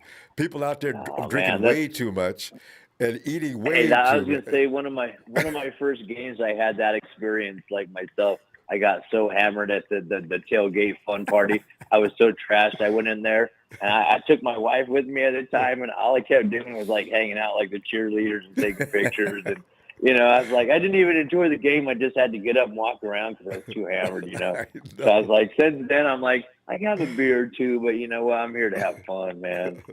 So you got to, because it's not every week you're at the ballpark, unless you're Phil, who's like up there with his SUV. But you got to go nuts, walk around. You got to catch the game though. And if you're like me, Russ, I hope you didn't miss too much game, because I'm running around with everybody. We're walking through the aisleways, waiting for the ushers. Can I see your tickets, please? No, man, because we're leaving. Just antics, endless antics, and So anyway, it's fun. Oh, Russ, man, we're so close. I heard the gentleman say like the 5th or something. That's just like right around the corner for the first game. I'm assuming that's the Hall of Fame game, but I don't know. I know we're close. I know that much. Hey, it's August. Yeah, everything's close now. But Russ, we've got a couple of minutes here. What do you think about what's going on in camp? Are you taking it in seriously? Papa Dragon just like shot everybody in the neck when he said to Nick Bosa, it's going to take 12 months. And that's easy to believe, too, because it does take a while to get over an ACL injury. And if you believe that, Nick's not supposed to be really healthy until October. That's his 12th month, Mike, because we started the season in September. If Dee Ford is healthier than Nick, even if he's, well, that's scary even if he starts, I remember me and you, like, I don't know about you, but I know for a fact, like, and I swear, like, again, all the haters out there be like, oh, yeah, all you trolls and stuff. Like, me and you, Ronbo, we were like, yeah, Jimmy Camp, here we are. Everyone's talking so much crap. Oh, Trey Lance's going to start. And Kyle Shanahan's been so honest, and so is John Lynch, like, out from the gate. And every time me and you talk, I'm like, he's always telling the truth. I'm like, he said exactly what he wants it to be. Like, Jimmy's going to start. I mean, I guarantee Jimmy's going to start. And Trey Lance's going to sit there and learn. And you know what? Like, next year he's going to be a better quarterback because of it, And like, there's no dishonesty in our camp. Like, they straight tell you what they want, and then Grant Cohen goes and twists it, and then like tries to make a dumb video, And like, I love that guy that was talking crap about him earlier. I was laughing my ass off. That was funny. But Russ, a lot of people see mixed messages. Whenever time anybody from the front office speaks, yeah, well, he said that, but what he really meant was, I see, like you're saying, right. No, if he really meant, he would have said something. And Kyle's not a good liar. You could see when he says something, he doesn't really. Kyle's like John Lynch. On the other hand, John could be a politician, Russ. When he speaks, John is the movement, the smile, and everything. John's interesting. I don't really know if he's telling the truth all the time or not, but I know Kyle is. No, they're they tell the truth, man. And the only people they ever lie to is the media, who tries to start drama, on purpose too. Exactly. So that's the cat they lie. But as far as camp, one other thing, Ronbo, I've been saying, and I said that about me and you and Jimmy, but the one thing that I've said, and this is funny because like all the trolls could be like, oh, whatever. Like I've said a long time ago, I'm like, what if they're just letting Dee Ford get better and they just gave him like a year off? And they keep all and Ronbo, checks out. I got something that I wanted to bring up to you and ask your opinion. Like, I think my Niners play games, and what I mean by games is like Dee Ford, like he's finally healthy, but you don't hear much about him, and they kind of keep him under the wraps, and like everyone makes like stories about him, but like if he turned around and came back, he's going to be awesome. But now here's my thought. You don't hear shit about Jalen Hurd. And I think they're trying to keep him under the wraps. Like they don't want people knowing how good he's doing or if he's out there catching passes. Like whatever. They're trying to keep him secret, But fam, we're gonna have to go because I got to take off here in a minute. I need to get a few more phone calls. Russ, always great to hear from you, though. Nope, you got it.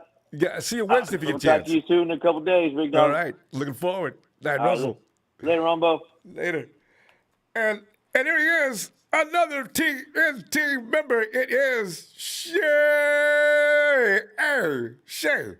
To what do we owe this privilege? Yo, what's up, Ronbo? Shay, I don't know why I ask you that, because some people know to take some time off from football. Only the insanity of a certain people continue all year long. But Shay, what's up, man? Start with wherever you want to. What's up, Ronbo? Oh, definitely. Well, I've just been, I've been on a little hiatus. Just had a family vacation, so just got back from that. So I just said, hey, what better to do than calling some Monday Night Raw with Ronbo and the boys in the chat.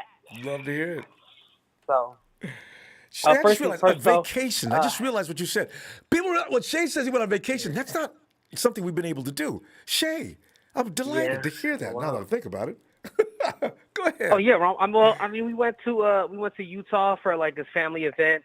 My family's owned a restaurant for 20 years, so we celebrated that. Had like a little gala, and then we went to Las Vegas. So we gambled a little bit, and then we went to Southern California because I live in the Bay Area, but I went to Southern California. Went to Disneyland, Universal Studios, and Knott's Berry Farm. Knott's Berry Farm. So yeah, we had fun with the kids, man. This is a vacation. So yeah, it was. But Ronbo, I definitely wanted to come on. You've kind of been going viral on 49ers Twitter. Well, when are you not, right?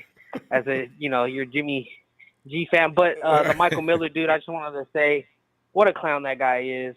Not only the disrespect you on the show, but the fact that, again, you allow these people the platform. Everybody that calls in here, I think you deserve the most respect out of anybody because you're giving everybody an opportunity to voice their opinions, right? And I think that's something that people need to, feel gratitude for, that, we're able to do this and be able to speak our mind and communicate with our 49er fans, all thanks to you and the platform that you provide for everybody.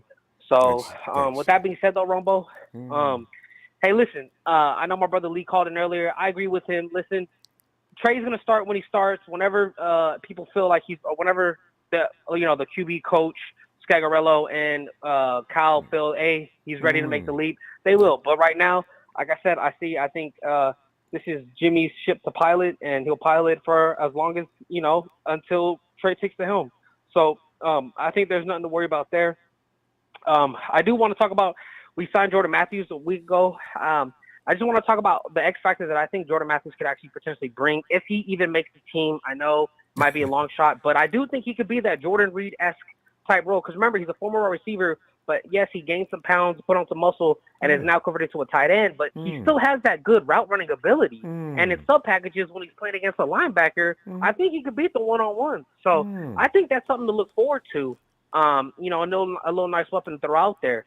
And he knows the system really well because he's been in and off on the practice squad for 2 to 3 years, in and out of the team. So, he knows the system already. So I think that's a little interesting piece that the 49ers, we might have a little weapon that, people don't, aren't expecting. So, Shay, but to talk about, I love you brought that point up though. Who's he going to beat out though? How many tight ends are we going to keep? Have you counted those yet?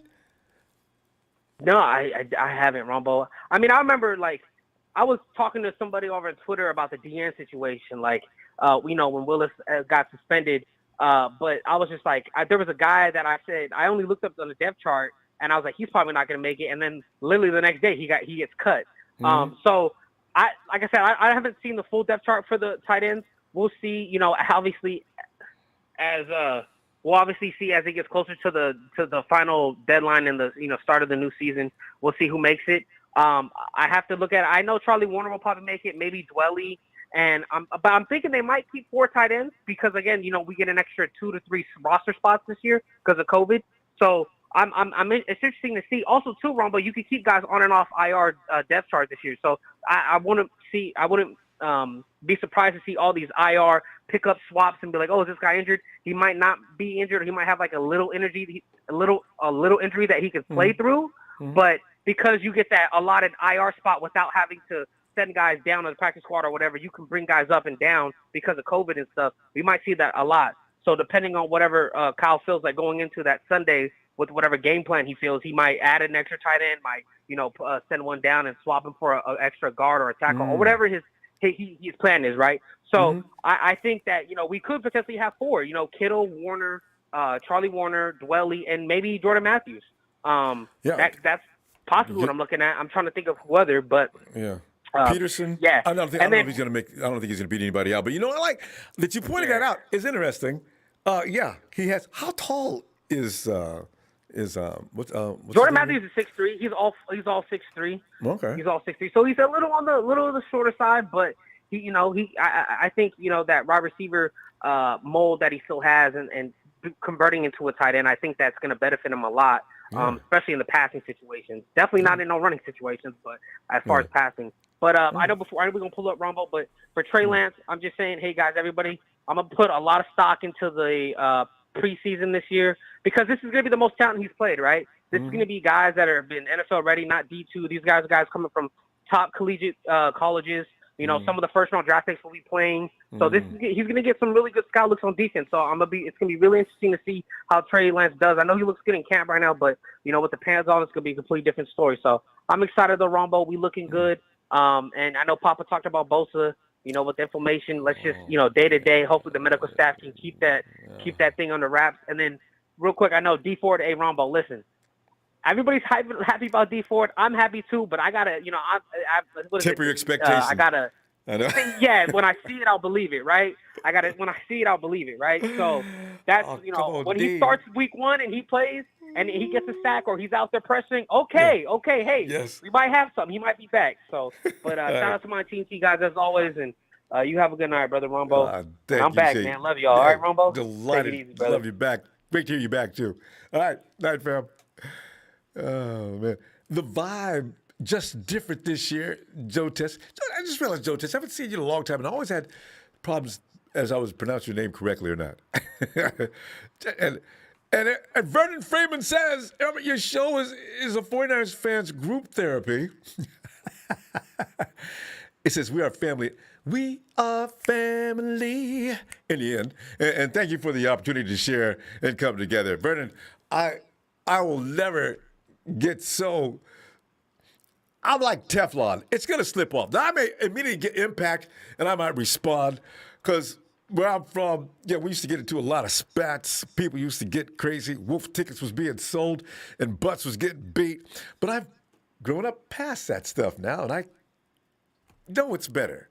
You gotta chill, relax. Love it. Oh, no. As soon as I said that, here comes Rudy.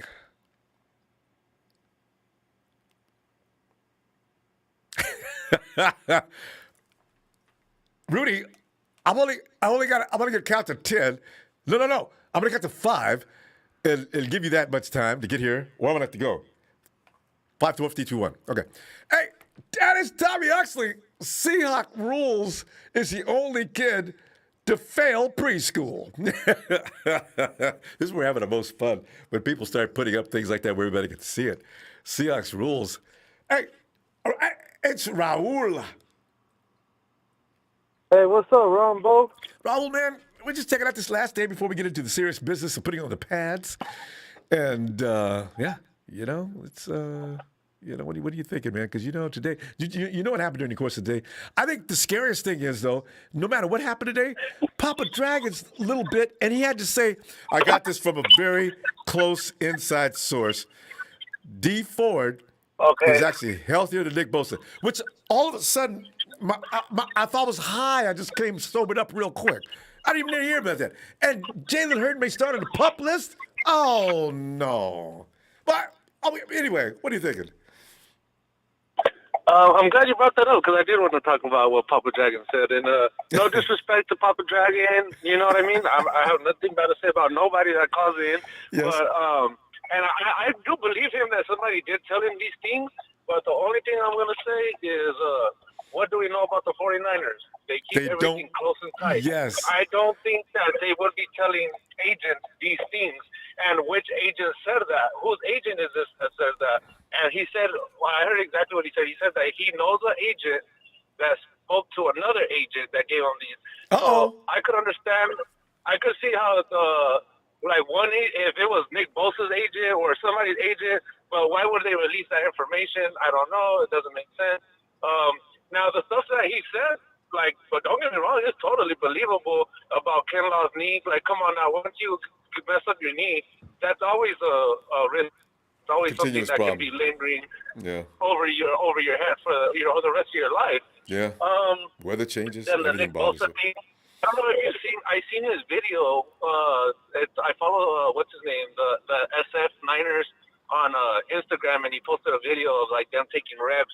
And I don't know if I think it was practice or yesterday's practice where Nick Bosa stumbled off the jump. I don't know if you've seen that I'm video not seeing out it. there, but So maybe that's probably why they told him that too, because they seen him. It kind of looked like his knee wasn't reacting to what he wanted to do. He tried to get off the jump on the ball, but he just couldn't.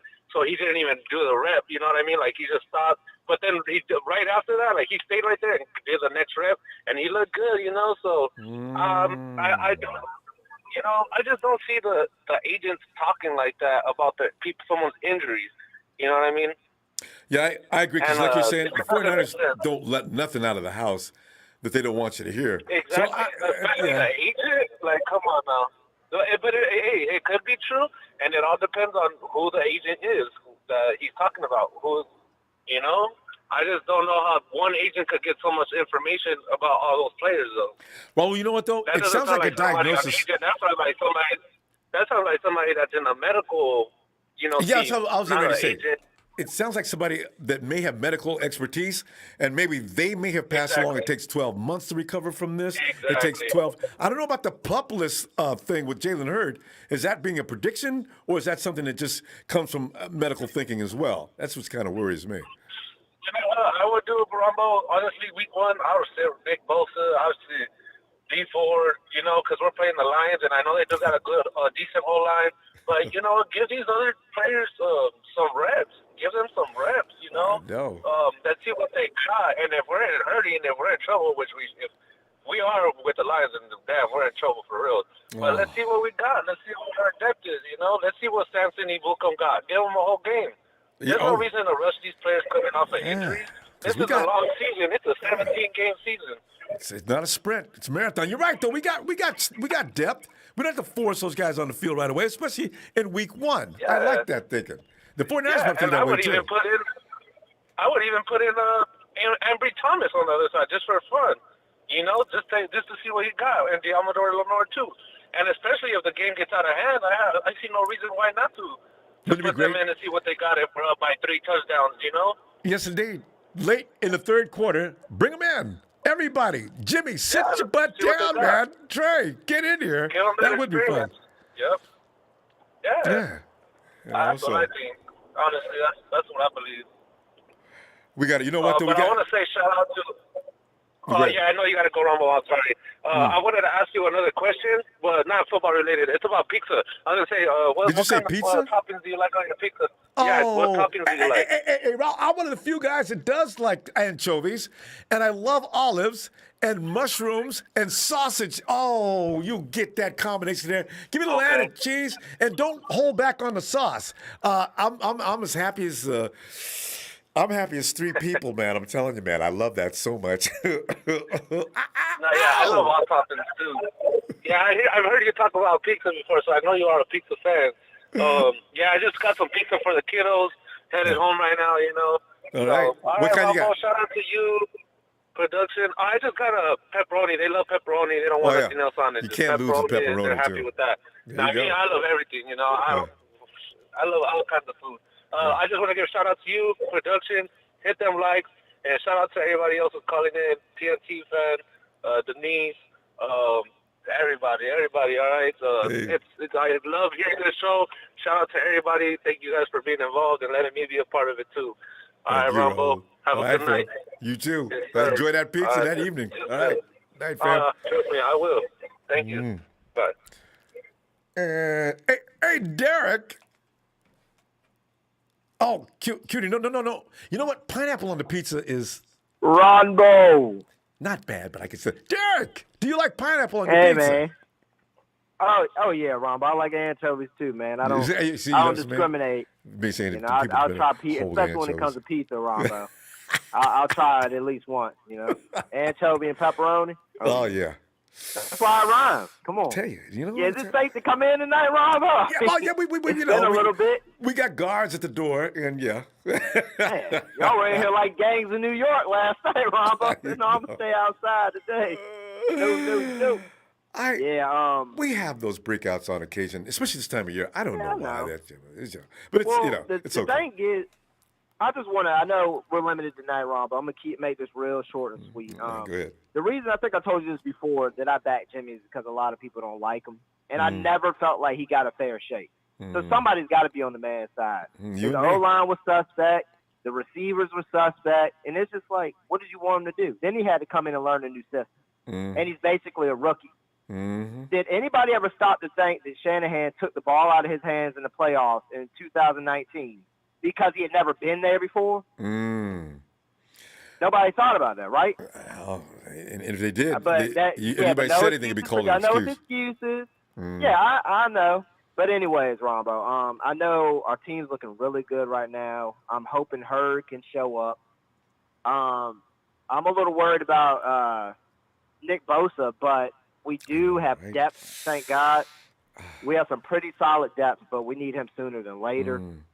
I mean, the defensive line's looking really good. Not sure about Kinlaw either. I know, right? You know, that knee is it both knees or just the one? I just got the one knee, and as Pop reported, it's a degenerative condition. When you hear that word degenerative, automatically your heart sinks because the big kid wants to make a mark in this league, and that's going to hold him back. Maybe, hopefully not. Yes, it is. He's got limited time. Yeah. Not sure about the receivers. I'm kind of high on. I still want to see River Craycraft. I think people are sleeping on him. That kid, he looks like he can run some routes. So we're gonna see. You know. Yeah, go ahead, Rob. I like him. I'm still mad about that touchdown they called back from that one. You know, and the toe drag, swag, and everything involved. Yeah, he can play, no doubt about it. Yeah, damn right. He was well out of bounds when they said, that's not a touchdown. I was like, dang. Yeah, but I wanted to ask you, did you see the throws? Did you see any of the live practice today, Ronbo? No, I saw that one shot from Lance to Ayuk. Now, you know what? Really, they're only going to show us a certain few things. I noticed the 49ers, when they show those clips recently, we're only going to see a few. They're only going to see the best of what they do. So not a lot to see unless you watch on YouTube.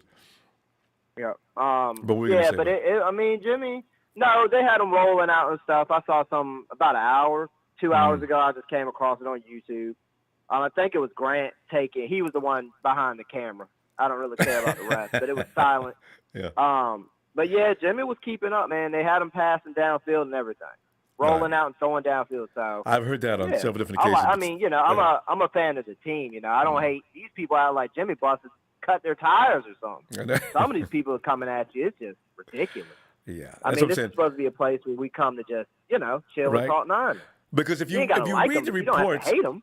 Well, exactly. Because you read the reports, they'll say Jimmy made several good throws during practice, and then somebody will say, "Well, Jimmy's looking really bad in practice." Is he really looking all that bad? I mean, I heard he was some of the best throws in practice have been his. So I don't know. He's out there fist pumping Lance and talking to the guys.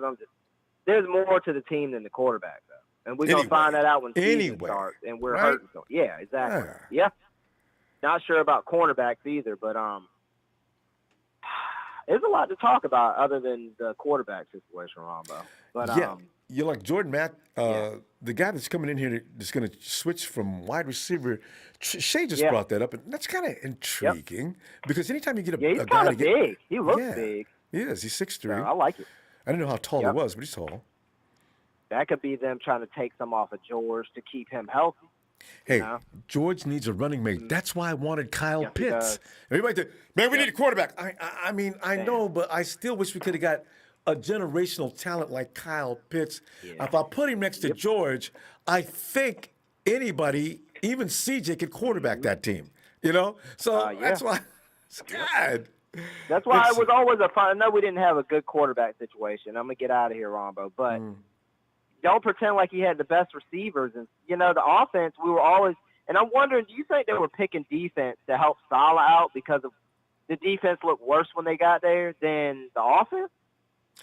We always pick defense first while we had him. Yeah, because you know what? You're going to win games on the strength of your defense. Yeah, they proved it. You can. Yeah. You're going to need to stop. But there was times where the offense bailed them out too. So. Yeah, and that's true. But the thing is, if you got a strong defense, you put yourself really in great position to win the game because now your offensive load is not going to be as steep as it would be otherwise. Because you've seen shootout teams before. Going into the fourth quarter, like the Rams and the Chiefs that year.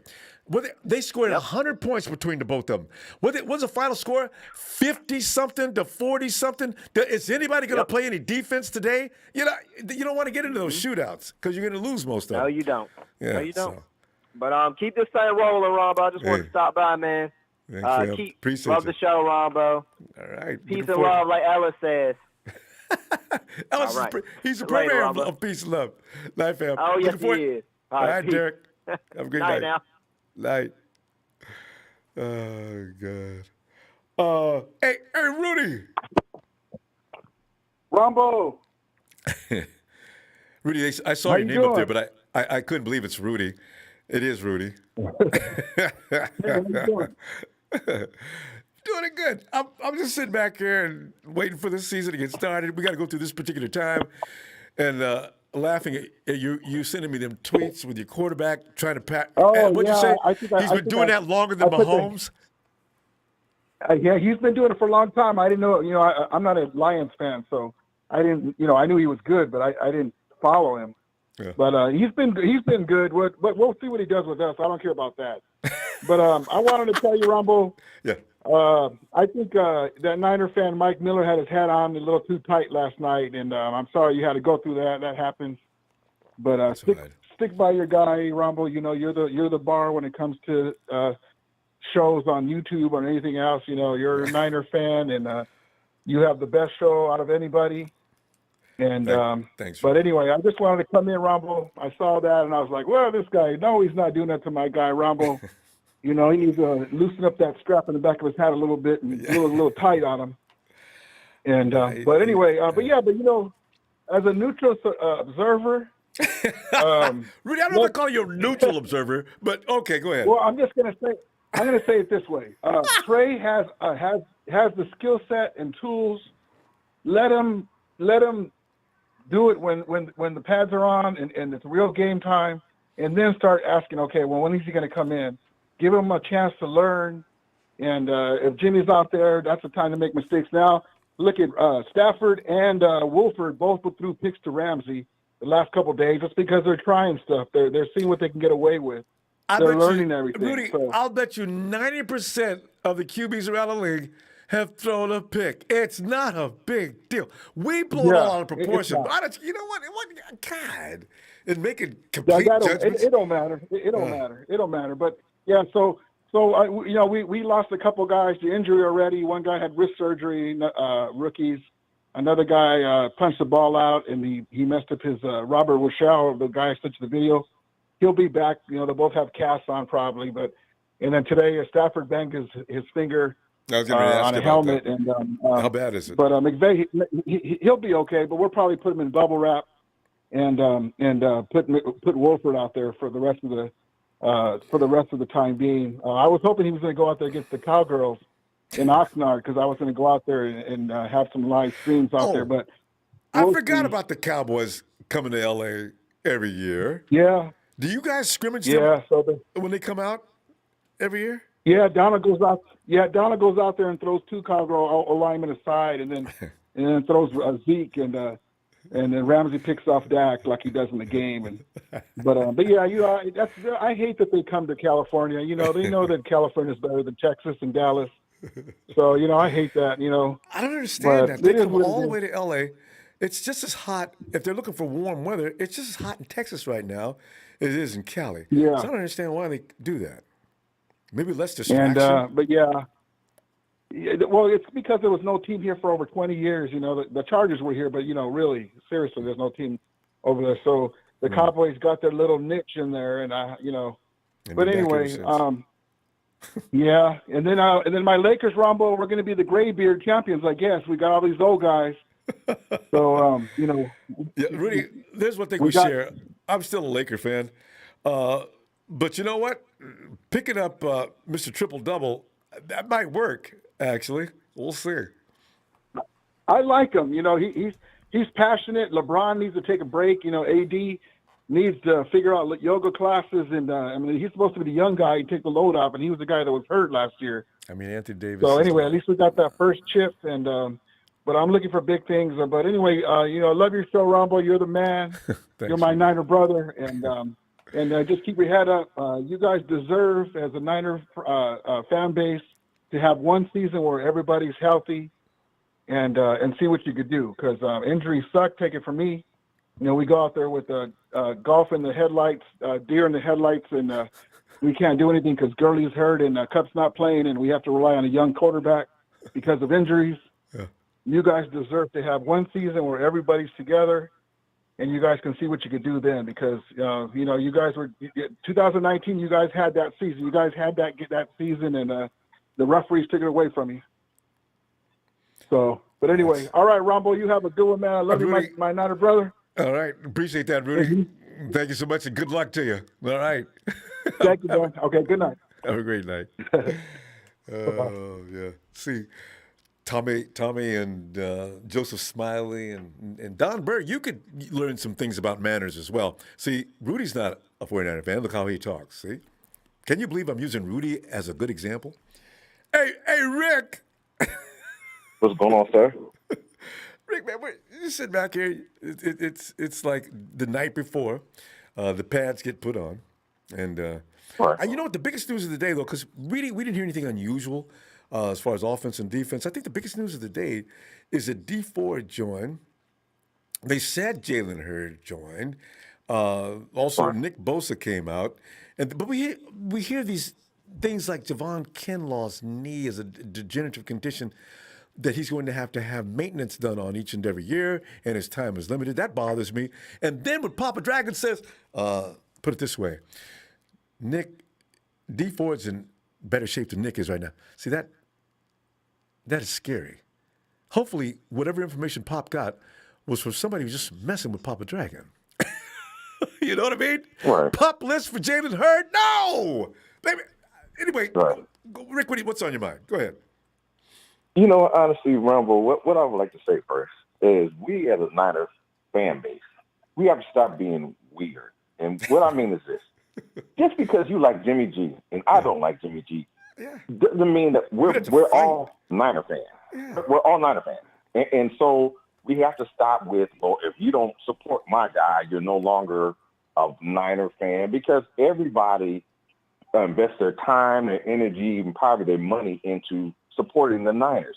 We're all not going to like the same players. And just because you like a particular player, somebody else may not like your player. But at the end of the day, we're still Niner fans. So no need to be stupid and be disrespectful. If right now it's the Trey Lance Jimmy G thing. If you like Jimmy G, okay, fine. I like Trey Lance, fine. We're all, because ultimately what we want to do is us to win another Super Bowl. But don't be weird and be like, oh, well, if you like my guy, then I don't like you. It's like, that's stupid. We're acting like a dumb fan base. And the thing about it is everybody should appreciate your platform, because a lot of other fan bases don't even have this type of platform where we can actually go in and talk about the Niners pretty much 365. So it doesn't matter whether you support a guy or you don't support a guy. If we're Niner fans at the end of the day, that's the thing that binds us all. Now, maybe we may disagree on who we feel we want to start, whatever, but even with that, it should be civil. Hey, okay, man, you think Jimmy G's good? Okay, well, I think Trey Lance be good. And just let practice and pads and preseason and games play itself out. But at the end of the day, don't be a weirdo and be like, well, you don't support my guy, so you're you're not a true faithful or whatever stupid stuff. Because at the end of the day, players going to come and go. Niners are for everything. So just stop with the weirdness, and because right now I heard it's like being over the top. It's being over the top. You can be happy because one guy's you're hearing what you want to hear. Because I mean, just be honest. If a report comes out that's good, that supports the guy you're going with, of course hey, did you hear? Did you hear? Did you hear?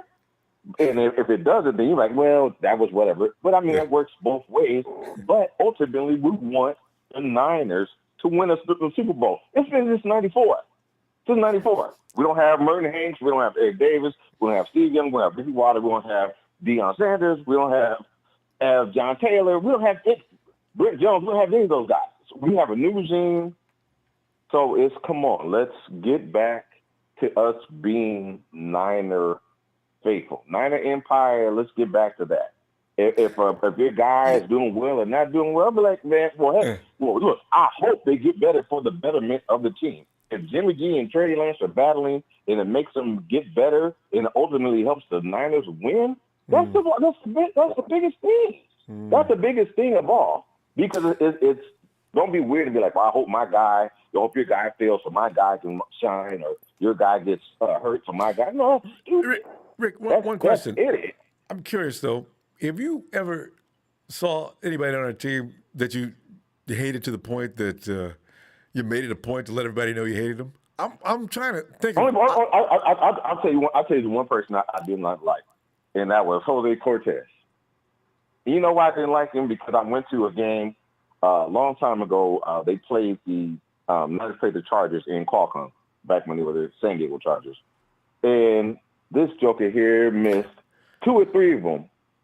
Left it right, and after a while, people started. The joke was he needs to work in construction or whatever, which was kind of racist, whatever. But I did not like him because I was like, I flew from Texas down there to the game, and I'm talking with a bunch of my family members who are Charger fans, and just to see us get down to Garcia and T.O., they're doing their thing in the tire streets, whatever.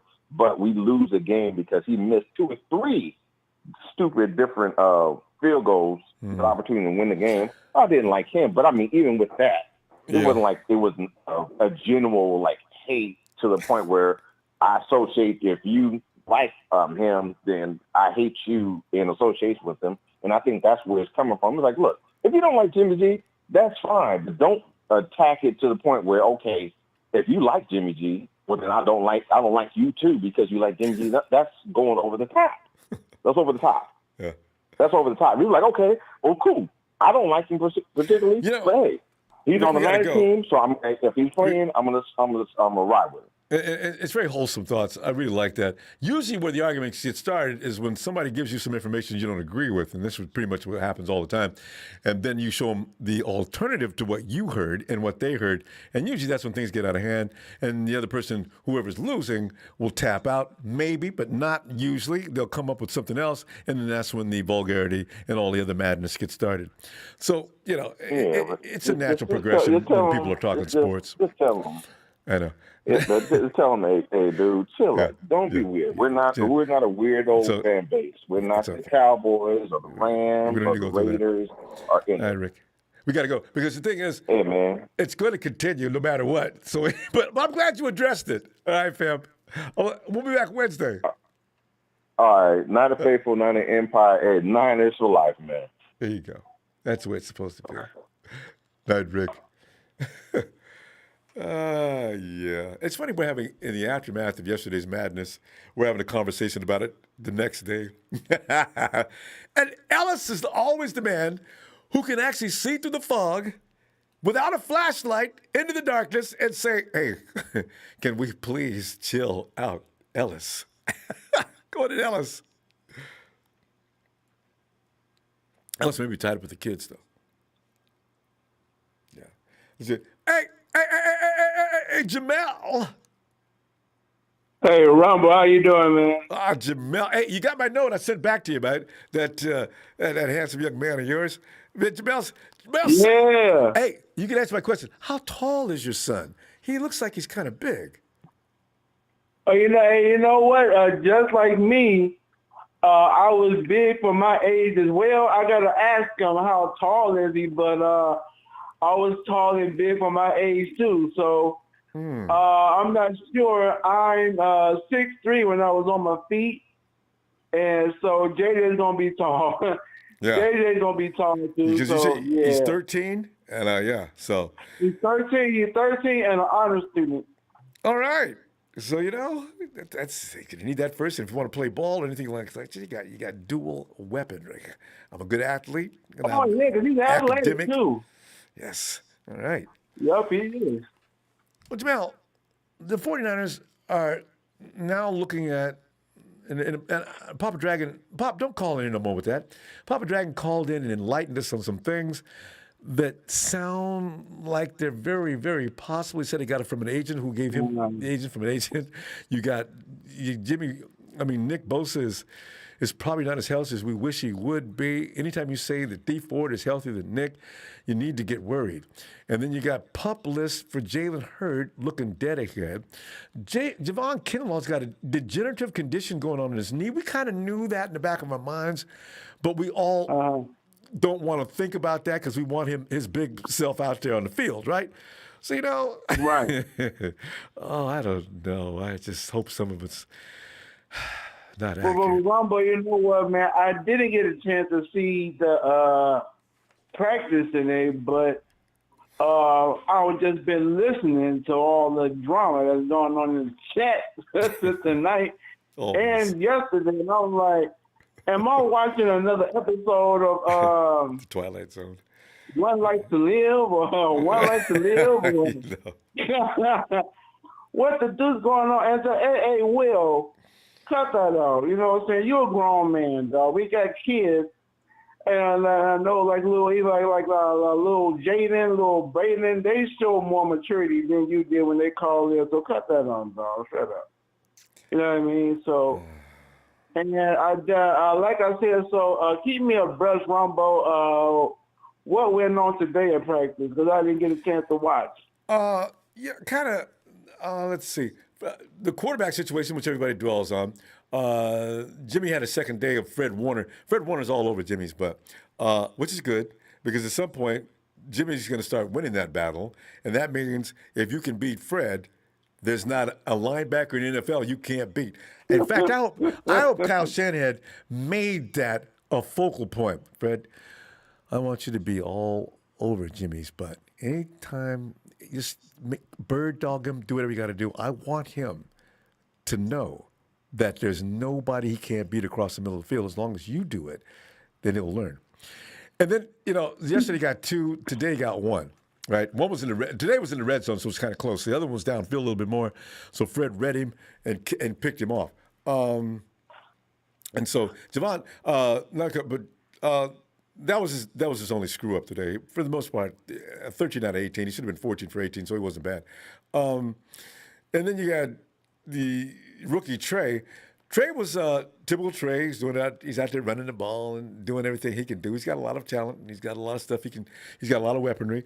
But he finally had an INT, which, Jamel, one thing we all need to stop doing, stop putting so much judgment. If the scale is like this, and, you're doing well. If somebody drops an INT on the scale, suddenly the scale drops to the floor on that side. Jamel, you played ball, right? Every time somebody throws an INT in practice, is not a reason to go berserk. It means we've seen it, we could adjust it, and we can try to make sure it doesn't happen during the game. So that's what I'm saying. When writers start talking about, it's all to do with the INT, damn it, guys, it's practice. That's what they do. And you hear about other quarterbacks around the league throwing INTs because that's what happens. It's not definitive of who the quarterback is. And granted, he throws them in games, but then again, maybe you can make that adjustment now and clear that up. So, Right. So childish. So, but that was pretty much what happened in practice today. We got, those injuries were the biggest thing, but all those guys came in and participated. So I don't know how serious the injury could be if they were out there working out today. We'll see. Somebody already called foul in the chat. So maybe not. Maybe they're fine. Hey, Jamel, I've talked too much. We ran out of time. All right, no problem. I'll call you on Wednesday. All right, be looking for it. Give my best to that kid of yours and everybody else in your family. And glad you're doing well, too. I will. All right, fam. All right, thanks a lot. Have a great night, Jamel. All right, you too. Thanks. Ellis? Yeah. Ellis, come on in, man. I was looking for you a minute ago. You okay now? Yeah, fam. I was just,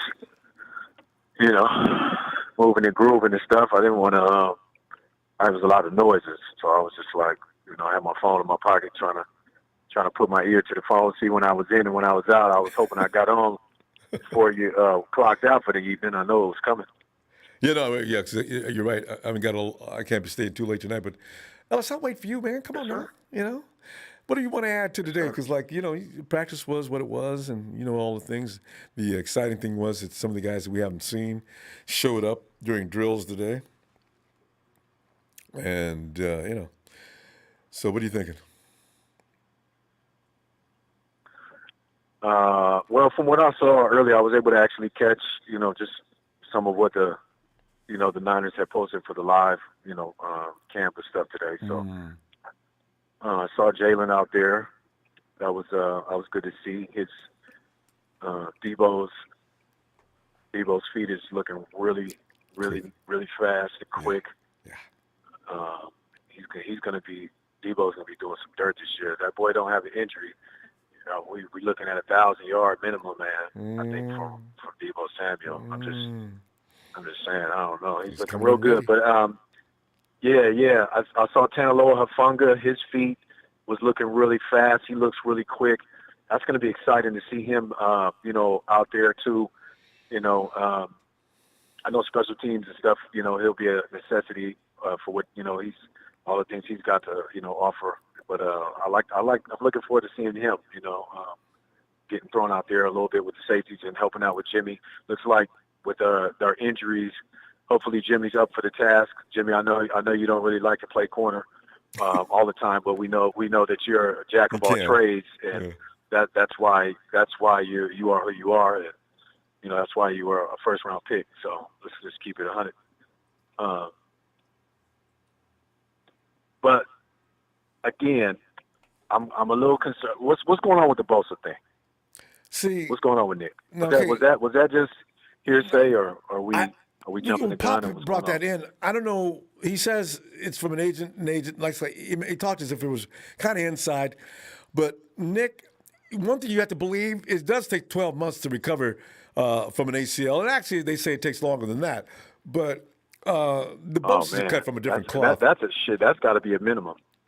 Yeah, that's got to be a minimum for that kind of stuff. It just depends, But again, okay.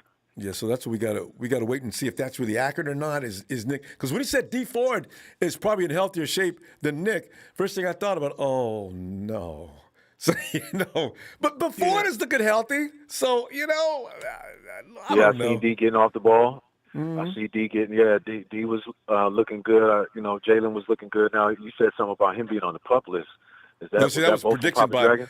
Pop's guy. Yeah, said that was look for Caden Hurd to go be put on the PUP list to start the season. Oh, but you know what? Okay. But you know what though? Here's the thing: if that may be the case, why? Because the 12-month thing, and also if Mohamed Sanu is tearing up like it appears he is, and this goes on in the next week or two, Sanu's going to win number 3 anyway. Yeah. I think he's coming for it anyway. That's probably a sealed deal. And maybe Kendrick was kind of in the way of that, because Kendrick was our number 3. And, I mean, Muhammad wouldn't have been able to, beat KB out of that position, had KB still been here. That's just in my opinion. But, again, that doesn't mean that he wouldn't have been shoulder to shoulder and probably getting just as many reps, or could have been getting just as many reps, because, both talents got something to offer. But like I think I was talking about months ago, because Richie James is good for the speed. I think he's got something going on with his hands, and I know Richie kind of had that. He kind of has those spurts where he drops stuff that he shouldn't be dropping, and so I'm just hoping that he can, get those hands together, because he's really a good player, man, and we can get a lot out of him, and he can really be able to, elevate if he holds on to the ball. That was just a couple. I think from one of the other camps, it sounded like he dropped a couple of passes or something. But it happens. You're not going to catch everything that comes. But Mohamed Sanu clearly is not dropping anything. But money in the bank. So shout out to him, for coming through, and because we need that. We need that solid number 3 guy. And I don't know who's going to be next. If we get a healthy Jalen Hurd, I'm not looking forward to it. But I mean, Richie James might be at the bottom of the totem pole. Yeah, and then you got the other guy. At least if he doesn't start getting it together. Yeah, go ahead. I'm talking about that River. We got the other smaller guy that's been around the league for a while. He's fast. Sherfield. Trent. No. Oh God. Oh, Travis. Travis Benjamin. Yeah. Not a word about Travis Benjamin. Nobody talks about Travis Benjamin ever. At least Richie's name comes up on occasion. Craycraft, people talk about him. The guy we got from the Cardinals, nobody talks about him either. So I don't know what's going on with him. He's supposedly a special teamer more than anything else, though. So yeah, we'll and we got rid of that guy we got from the Eagles. That was a special team guy because I think he was hurt. What was that? Linebacker. Was that linebacker? Yeah. So we're going to need to make sure we keep some guys in there. You know, some of those guys there for special teams and also anything else that we can. You know, if they can catch the ball too, that's great. You know, so you know, so they can come and fill in. Well, I'm running out of time here. Yeah, Ronbo. I'm telling you what, I'm going to see you on Wednesday, man. We're going to find out what's going on. Well, I tell you what, this is going to be a whole new complexion on that workouts out there now. Oh, and Trey threw his first INT. Yeah, Trey threw his first INT. Yeah. You know, I mean, you got, you know, it's going to happen. I mean, you know, in this camp. So it's a learning process. Where you get those things need to overreact to INTs. We need to go buck wild every time somebody throws an INT. So yeah, man, come on now. Yeah, we can't. We're just not realistic thinking that there's going to be absolutely no turnovers whatsoever. I mean, you know, shit. We can break some records if we do that, but that's just not realistic. We gotta kind of be able to shake those things off. But yeah. Peace and love, brother Ronbo. Thank you for the platform. Yeah, man. We stay faithful. Everything's gonna be good. Y'all stay on top, man. And you know, spread love, man. Spread love. Leave that hate alone. You know, because you know, hate breeds destruction, man. So you got to pick a side. Amen. Peace and love. Shout out to production, and you know, shout out to all the Niners out there, man. All the good guys, you know, any from other team, man. If you're keeping it respectable, man, it's all love. There you go. Peace. All right, peace, fam. Night. Respect. And there he is, the Iron Sheik. Sheik, was that you? Somebody posted up a video. That was you, had to be, of the Iron Sheik in action. I couldn't stop laughing. Sheik, that was you, wasn't it? Along with a couple other WWE stars. Sheik! Uh-oh. Sheik somebody's got Sheik in a hammer lock. You can't get out. That's Sheik! Hey, did you see the article? I didn't read it yet. I saw Ronbo. Hey, Sheik! What's up, man? Sorry, I don't unmute myself. No, it's okay. Sheik, I saw something. Yeah, it was me. That was you. It was me. It was Denise and Trey, and then I just like followed up with it. That's right. I didn't like all that. Yeah. Hilarious. Tell you, that WWE will never be back. That's when the WWE was at its best. My God, it was fun. Right. Yeah, that was fun. Yeah, I was getting ready to say, though, you know, Kendrick Bourne is still mad with San Francisco. You know, they gave him the fans worked him hard on Twitter. And the first thing he said when he left town, hey, you know, New England fans are better than San Francisco fans. Now he's saying the Patriots work harder than the 49ers do. Kendrick, he really left here pissed off, didn't he? I don't know what he's going to say next. Let's see what he looks like in Patriotville, and if he changes his tune about the fans and everybody there. But they're outworking us in New England, and the fans are better than us. I'm glad I didn't buy a Kendrick jersey. I could never wear it again.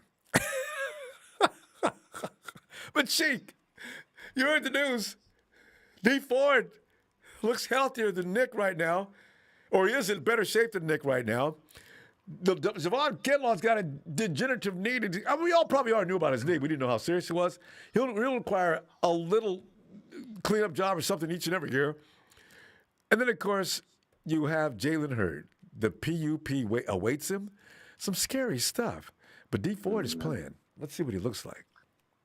All I hear is just like a lot of chitter chatter in the media. I know, right? The caller said that he's not ready to go, but at the end of the day, Ronbo, it's week 1. They haven't played football for a year and a half, maybe.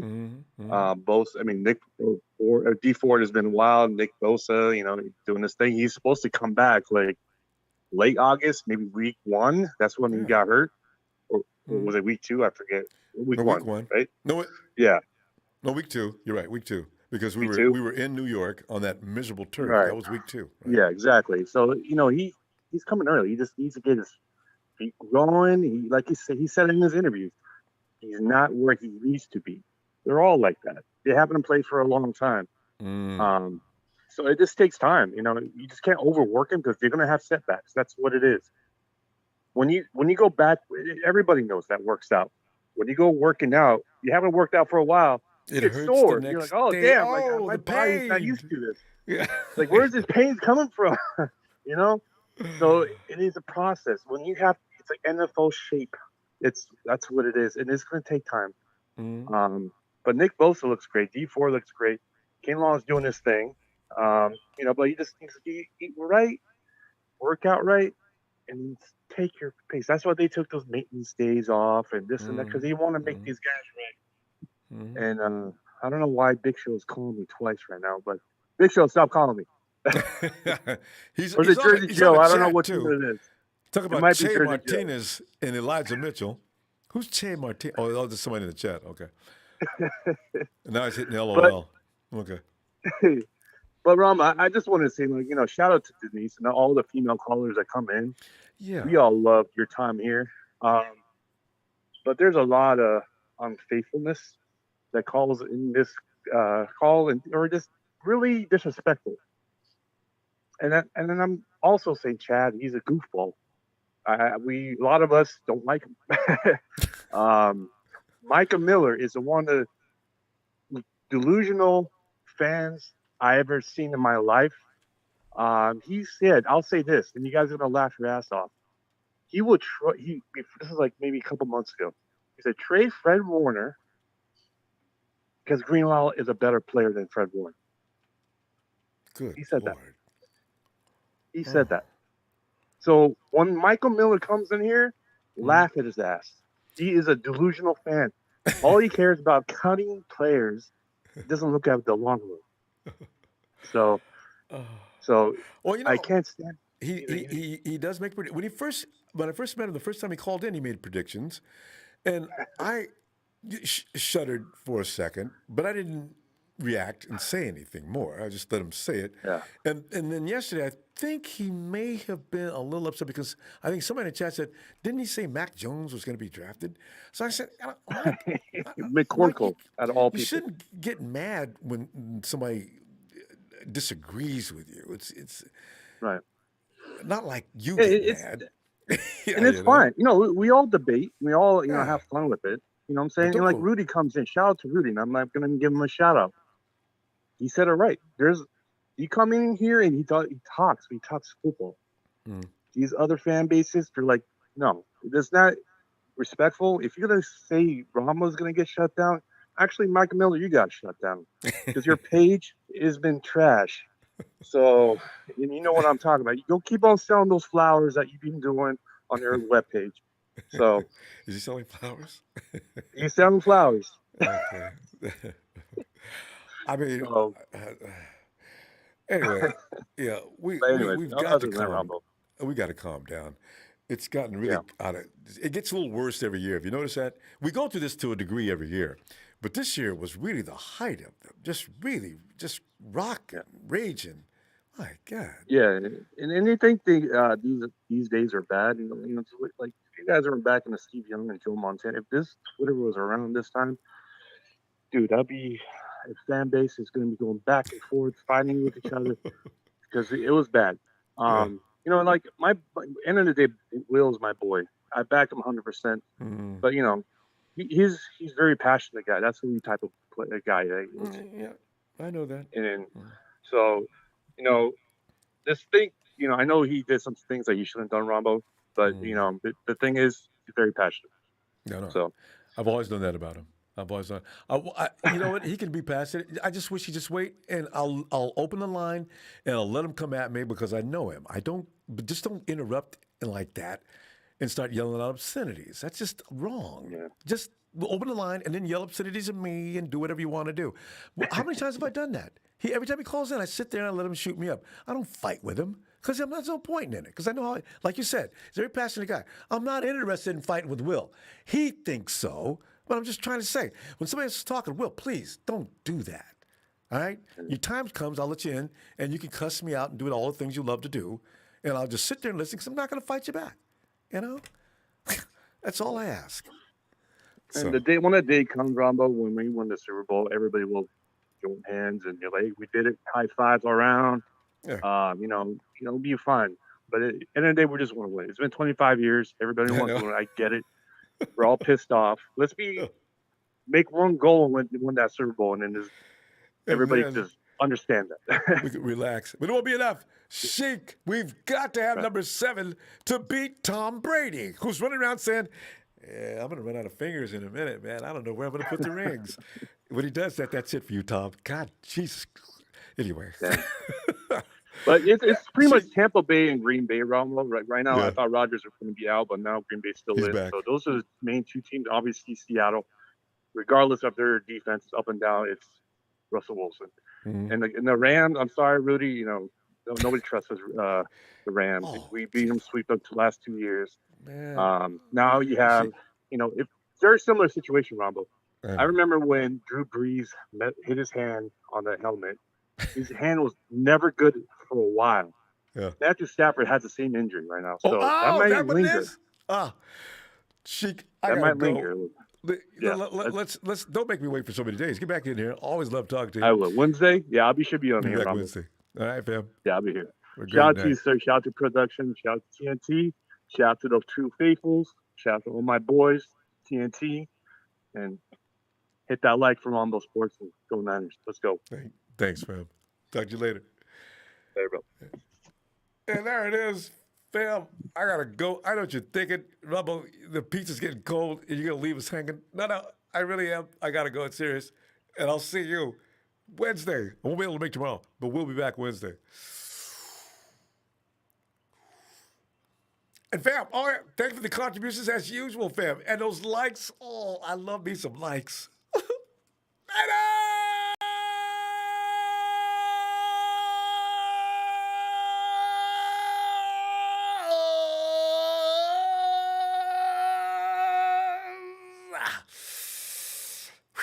Quest for 6 continues.